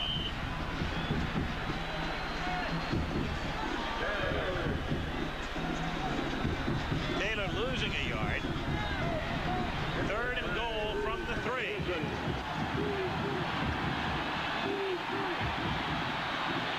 Pitches to Clark. He can't get in. So North Carolina really stiffening and setting up a fourth down and goal right now. Aim in the balance, possibly, is Dick Crum. Looks on. His defense needs one more stop. One more stop here. Let's see what Lou Holtz comes up with on this fourth down critical play. Well, Dick Crum knows the importance of it. 3 minutes and 1 second. Under 3 minutes now. Fourth and goal.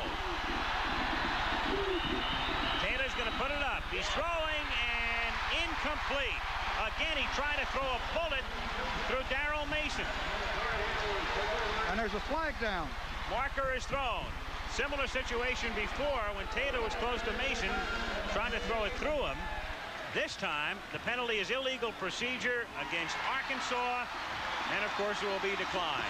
Well, I was surprised that Taylor went to his left. That's the hardest throw there is for a right-hander.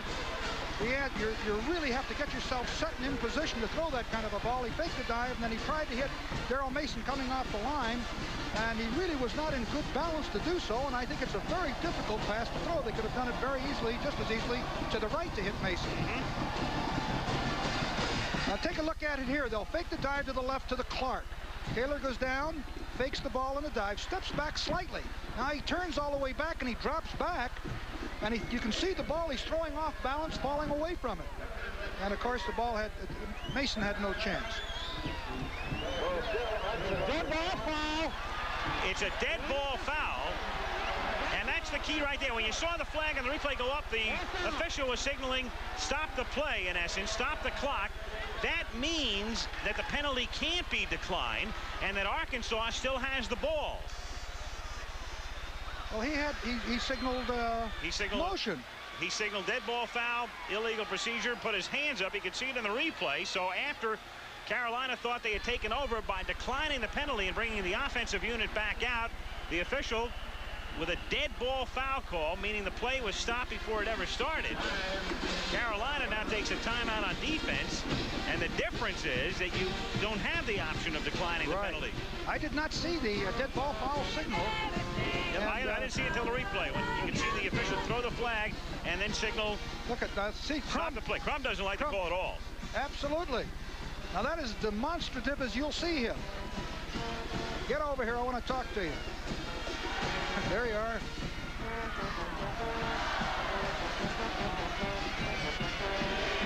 Dick, who is a very rational thinker, man with a degree in mathematics and physics, listening, not necessarily agreeing. It appeared to be a late call.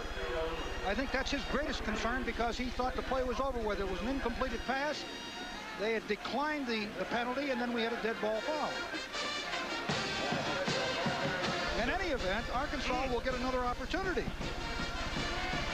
So with 2:50 remaining in the game and North Carolina leading by 13, it is fourth down and goal for Arkansas. Lou still pacing back and forth. And now Taylor's going to take a timeout. He'll take a timeout. He would obviously figure to be throwing here, Arrow. What he needs to do, and he's shown us twice now, he gets down deep, he's within a few yards of his receiver, and he's trying to throw a bullet right through his stomach. He did that on 2 occasions. Now, his most successful play has been when he rolls out deep to the left with a reverse pivot.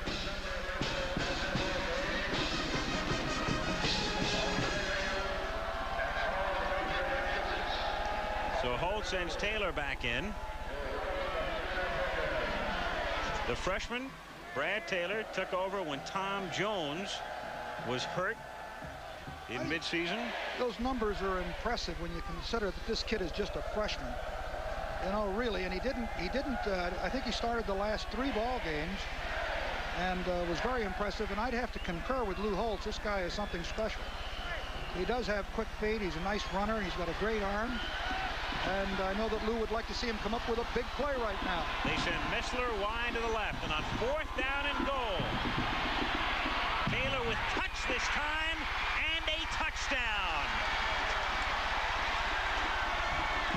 Boy, that was a great throw. Oh, to Darrell Mason.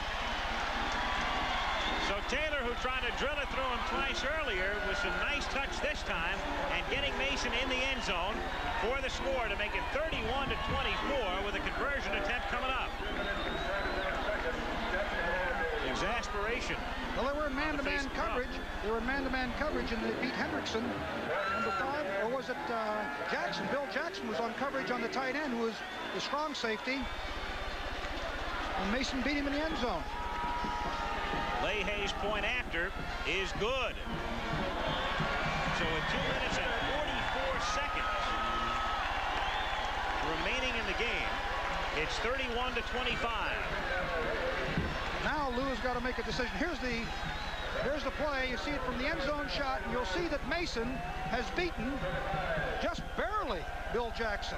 Jackson almost got there, but also a great throw. Super throw here by Brad Taylor. Straight back into the pocket. He waited, delivered right there, put some air under the ball, and there it is. Touchdown. Great catch by Mason. 2:44 to go. It's going to be a wild finish with Carolina up by 6. Good service is no big thing. It's a million little things. That's why every Avis car gets 9 safety checks, 7 comfort checks, and 6 cleanliness checks. Matter of fact, the average Avis car is better maintained than the average family car. See, Avis knows good service is making a big deal about little things. Right? Trying harder is still the best way to do business. There always seems to be a good deal on a battery when it's 75 and beautiful. Never when it's 10 below. Why?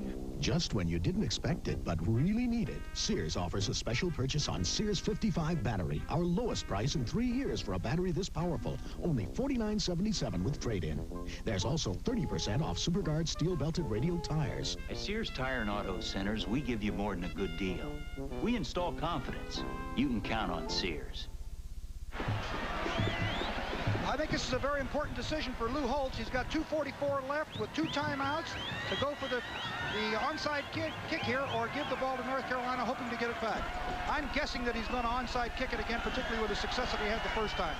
And I would think also the fact that Carolina's had such great success running the ball, he doesn't want them to have it back. Kicked it the other side. This time a squibber, a ground ball that's picked up at the 7-yard line. It's Smith who gets racked up back inside the 5. So now the Arkansas defense will have to do something they have been unable to do in the second half, and that is stop the North Carolina attack. I tell you, that strategy worked out beautifully. He kicked it to the opposite side. Everybody expected the onside kick to the defensive right, or the receiving team's right. He kicked it away from everyone and pinned them clear back on the 5-yard line. If there's anywhere that Holtz wanted that ball, if he was going to give it to North Carolina, it was right there at that 5. At the 5. Now, Arkansas has 2 timeouts left. Carolina has 2 timeouts left, and it's Kelvin Bryant who gets back into the game, and Bryant is stopped back at the line of scrimmage. They've lost that key thing that they had was momentum. And now it's all on Arkansas's side with the turn of events here.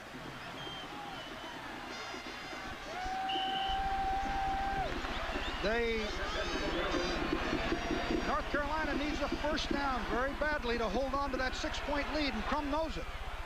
And that field position is nowhere to be fooling around with that football. They'll take as much time on that 25-second clock as they can. On 2nd down, it is Kelvin Bryant getting out only to about the 7, and the clock runs down to 1:57, and Holtz says, give me a timeout here. And they do. 1:55 remaining now. So upcoming is obviously the biggest play of the game for North Carolina now.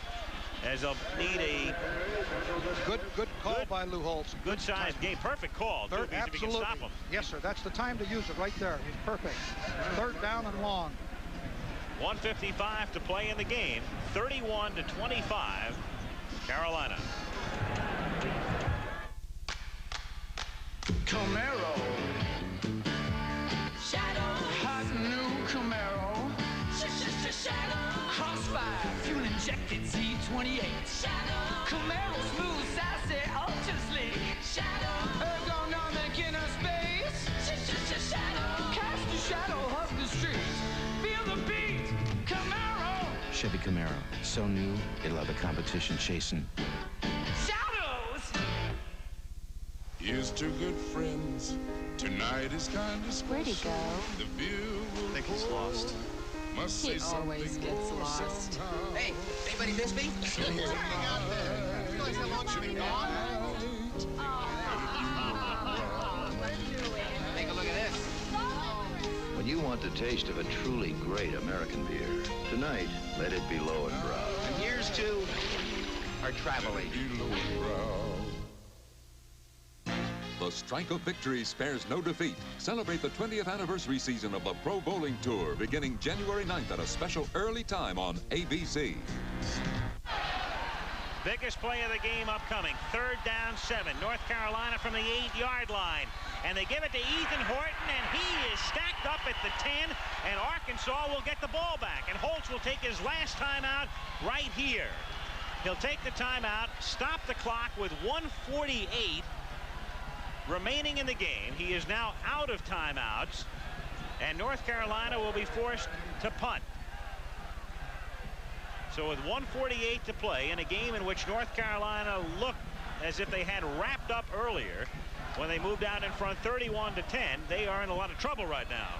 They sure are, and you've got to credit the Arkansas and Lou Holtz and his staff for judiciously using the clock. They're going to get that ball back with 1:48 left to go, and that's more than enough time. Official coming over to remind Lou that's your last timeout, no more, he knows. And they also are very likely to get good field position here. Hayes to kick. Arkansas has set up a return. They have only 7 men up on the line. And 3 men also to field any short punt that might come. Anderson is the deep man. Gary stands at midfield. They're going to take 2 points. Yes. They're going to take 2 They're points. going to take the safety right here and kick it out from the 20-yard line. That's going to make it 31-27. Oh, well, Alabama, Notre Dame in the Sugar Bowl a few years back. Exactly. You were there. That's right. That was a beautiful move there. Good common sense, because now they come out to the 20-yard line and get to kick it off, but still there's 1:42 left. So the safety adds 2. And now they get a free kick from the 20-yard line. So a touchdown will beat you anyway. Oh, yes. A field goal still can't beat you because it's 4. Well, it was the right strategical move, unquestionably, because that touchdown, the extra point, and the consistency of Leahy, of course, you know, you've got to consider the odds that he's going to make that extra point. Right. And now we have a 4-point difference where a field goal won't beat him, and then a touchdown is necessary, and instead of getting that ball in great field position, they're going to have a kickoff return, and we'll see what kind of return they get. Exactly. On the surface, a fine move. Instead of kicking under some pressure from your goal line, you're now kicking free of pressure from the 20-yard line. A lot of brain trust going on here in this last 3 minutes. And both coaches, both sidelines doing exceptionally well. Arkansas wins this one. The people that went to sleep at 11:30 Eastern time are going to not believe what they're going to read in the newspaper tomorrow. Right. Now he's going to punt the ball rather than put the ball down on the tee and kick it off. Anderson stands back at the 25-yard line, and Hayes puts it in the air. Trying to get some hang time, and he does. Good kick, 22-yard line. Anderson out to the 30, the 35, he's to the 40, he's to the 50, he's to the Carolina 49-yard line. So So they need to go 49 yards in 1 minute and 36 seconds with no timeouts. Great return by Anderson. Great field position. This ball was really kicked up in the air. Now it's up in the fog yet that we still have here. Anderson comes over, has to back up and makes a catch there, a quick reaction. Breaks to the outside the contained man because of his quickness and gets the ball all the way to the Carolina 49. Great return. Here we go. Missler set out wide to the left on first down. They stay on the ground and give it to Anderson on an interesting call. Well, again, the draw play is what it was.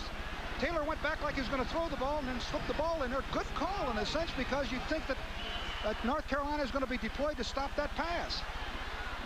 I'm surprised. Looks like they're in a 2 deep, which is dangerous. North Carolina. Second down and 8. Taylor unloading deep and no good. Missler, the intended receiver, down at the 30-yard line. So Holtz gets ready to send in the play now with Holloway, who's been their big play man on the receiving end tonight. Well, he certainly has. Probably calling Derek's own number here. Yeah, I would think so. He beat his defender on 2 occasions, came back to catch the ball when he was covered on the other one. Taylor tonight has thrown for 307 yards. The Arkansas all-time record set by Joe Ferguson, now of course with Buffalo, who threw for 345 in 1971. Third down and 8 from the 47. Taylor scrambling, and down he goes. Who got him there? It was Ronnie Sipes. Number 62, Snipes, the backup nose guard. Boy, what a big play. Woo! And the clock keeps running. 47 seconds. Apparently he has a little bit more quickness in there than Poinson. Here he is. He makes the play right there. Hangs on. Finally gets him down. Wow. So it's 4th and 25 from the 36. They need to get to the 39 of North Carolina. And on 4th down, going deep. Knocked down, nearly intercepted, but it's academic on a 4th down play. Steve Hendrickson was the man who nearly picked it off, but it doesn't matter because that'll close the door. But a great comeback attempt by the Arkansas Razorbacks, who looked like they were totally out of it. At 31-10, they were being out-hustled up front. Dick Crum looked like his team had the game totally in hand. And all of a sudden, 2 quick Arkansas touchdowns, get the ball back, but come up short. Boy, it was a tremendous effort on the part of Arkansas. Great comeback, great use of the clock, good decisions. And also, you go to the other side of the field, that decision to go ahead with that 2-point safety was a very wise one. Now Elkins just falling down. And that will do it. So a tough loss for Arkansas. Coming close at the end, but a whale of a ball game, as it turns out, at the Gator Bowl in Jacksonville. Final score, 31-27, as the Tar Heels win it. North Carolina winning 10 out of 12 this season. Arkansas 8 out of 12. You know, Fireman's Fund always reminds you, look for the sign of the independent insurance agent. We do it with cheering sections and puzzles and fireworks, even a marching band. But no matter how we show it, look for it. Because for someone who works for you, who gets the best policy and price, you'll never find a better place to hang your hat. In the Yellow Pages, Fireman's Fund Insurance Companies. Holiday Inn. Welcome to our people-pleasing place. That the Holiday Inn East, the Holiday Inn West, the Midtown? The one by United Industries. The one by the headquarters or the plant? The headquarters. We offer you a choice of the most popular locations. You need 3 hands.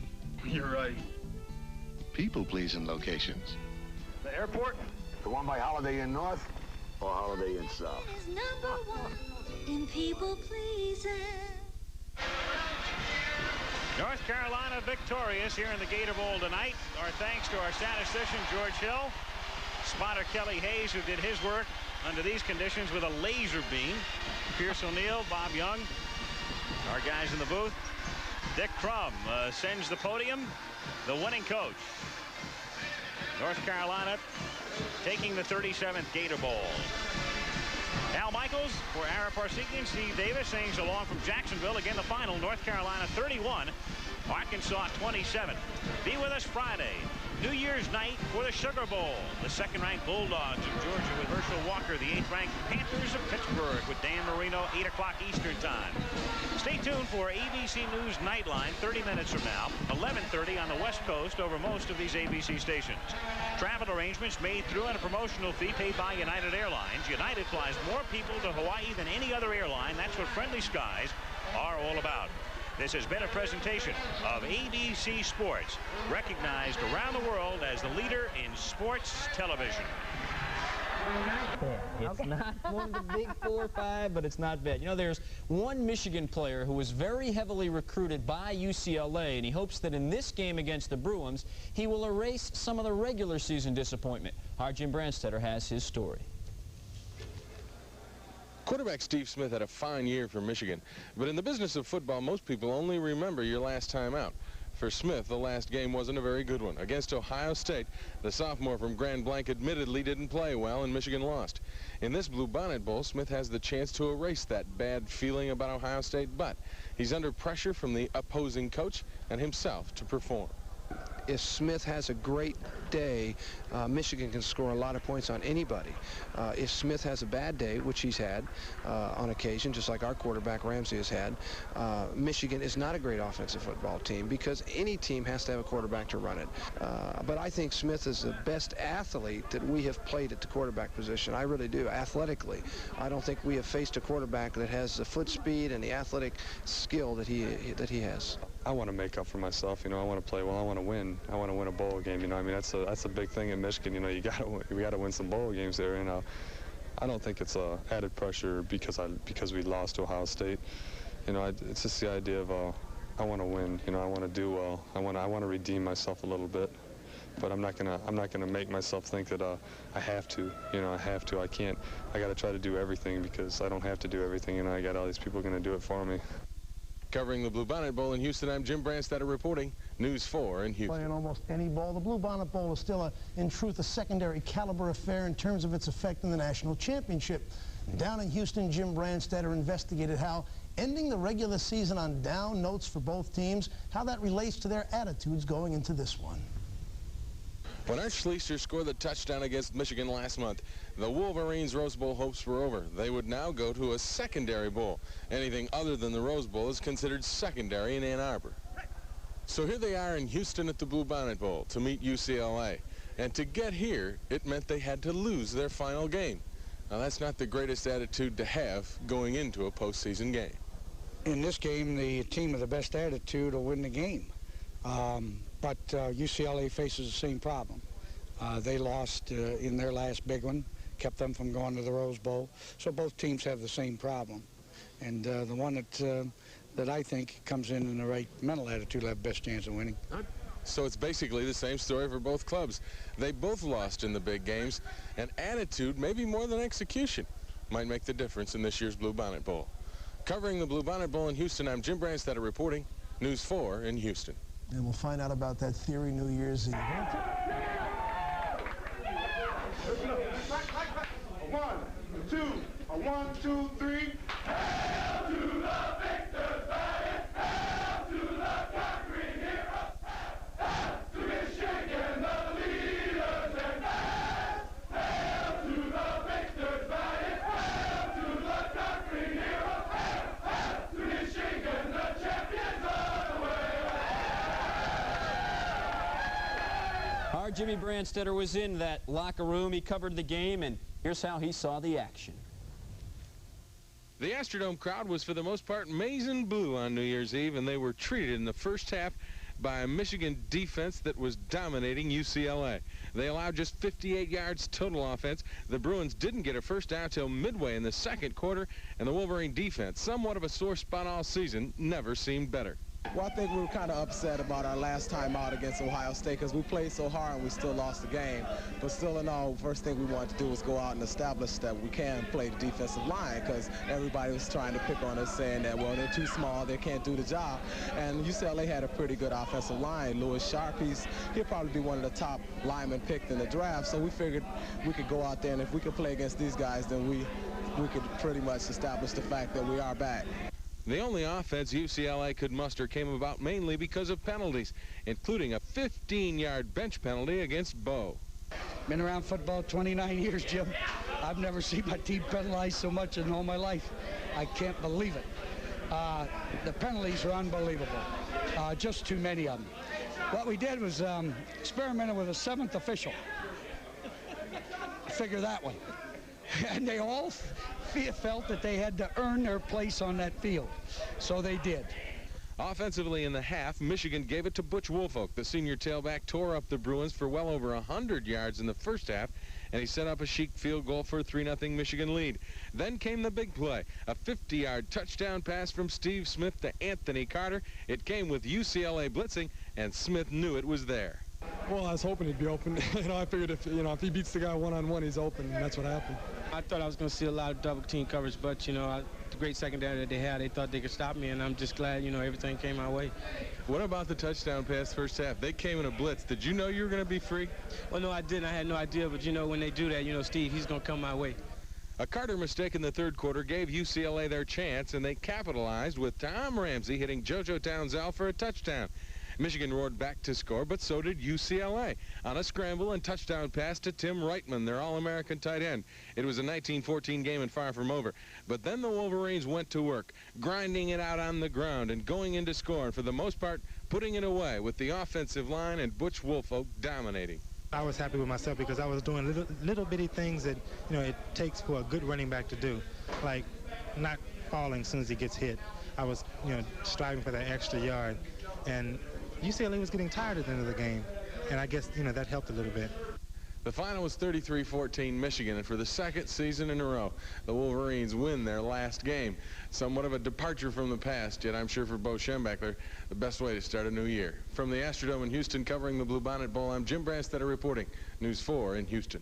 Well, the #1 college football team in the country should be Clemson after beating Nebraska in the Orange Bowl tonight by the score 22-15. Nebraska took the early lead in that game. Halfback option, Mike Roje to Anthony Steele's 25-yard TD, but Clemson led at halftime. A pitch out here to Cliff Austin. He'll go down the right side untouched, and it was 12-7 Tigers. Second half, Homer Jordan goes back, and he will find Perry Tuttle in the end zone for a 13-yard touchdown. It was 19-7 Tigers. They won it 22-15. It should be their first ever national championship. In the regular season, Penn State lost to Nebraska and Miami, but in today's Fiesta Bowl, they defeated USC 26-10. Nittany Lions defense held Heisman Trophy winner Marcus Allen to just 85 yards on 34 carries, and he fumbled it twice. Kurt Warner turned the first one into this 17-yard touchdown. Warner, the game's most valuable player, gaining 145 yards. And when quarterback Todd Blackledge hit split end Greg Garrity for this 52-yard score, the Nittany Lions led by 10. They ended up winning by 16 points. Iowa's defense was supposed to carry them to victory over Washington in the Rose Bowl. Instead, it was the Huskies who came up with the fumbles, the interceptions, and the key defensive plays. The Huskies also got a superlative game from freshman running back Jacques Robinson. Look at this one. 35-yard touchdown here. Robinson finished with 142 yards on 20 carries. He was the most valuable player. 28-0 Washington, first Rose Bowl shutout in 30 years. Bear Bryant hasn't beaten Texas in 8 tries now, 14-12. The Longhorns in the Cotton Bowl today, they were down 10-0 in the fourth quarter. Texas quarterback Rodney Brewer went right up the middle on a draw, and that cut the Tide's lead to 10-7. But the game winner, this 8-yard misdirection run by fullback Terry Orr, 14-12 Texas over Alabama. In the Sugar Bowl, Herschel Walker put the Dogs ahead early. Watch him here on the pitch out, wait for his blockers, cut up field, he breaks some tackles, and it was an 8-yard touchdown. Second half, Pittsburgh's Danny Marino goes right down the middle to Dawkins for 30 yards, and it was 10-7 Pitt. But here's the game winner for Pittsburgh. 4th and 4, less than a minute to play in the game. Danny Marino, 33-yard touchdown pass to John Brown, and the Panthers win today's Sugar Bowl by the score 24-20. Jenny? I must say it was fun to see the guys in the locker room. It's fun to listen to Bo, isn't it? It is, and I assume all those young men remembered they were representing Michigan. A full tournament, the finals anticlimactic, and something like the Super Bowl in football occasionally, but not today. The final is every bit as good so far and close as we expected. Well, and you're seeing the first time in 1982 McEnroe and Connors facing each other, and this match will be repeated many, many times throughout 1982. They're going to reach the finals against one another, you can believe, in many tournaments all around the world.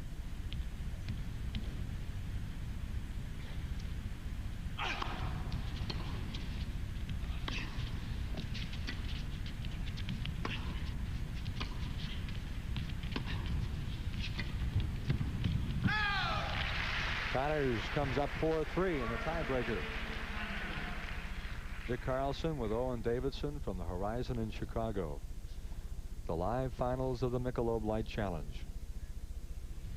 Jimmy's got himself into a situation here where he would love to get just one of these points. If you get one of these points, the pressure immediately goes back onto McEnroe.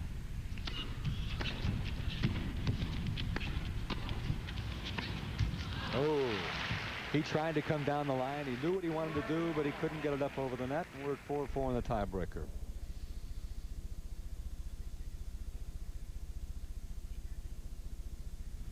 '22-year-old John McEnroe.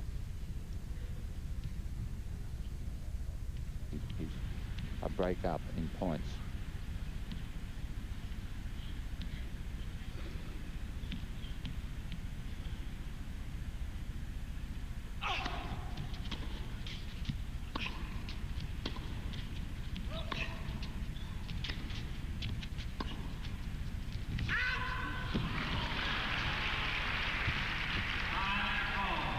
Awfully close. He didn't want to lose, obviously, a point that's significant.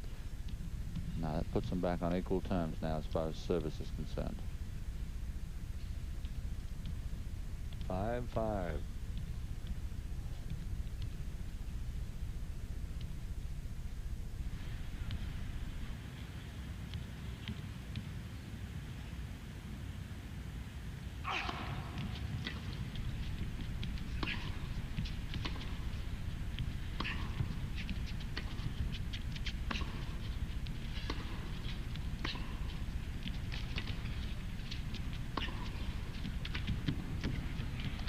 That's a big one. That was a big one. Jimmy made a good move then. He hit an extra forceful backhand, realized that he'd hit it a little bit better than maybe he expected, and immediately started to move in at the last moment. And that caught John's eye, and he floated the backhand wide. McEnroe has the serve, and all Jimmy has to do is win one of the next two. Ooh, you heard him. A big serve by McEnroe because he nearly service aced. He gave an awfully hard serve for Connors. Very difficult. 6-6 in the tiebreaker.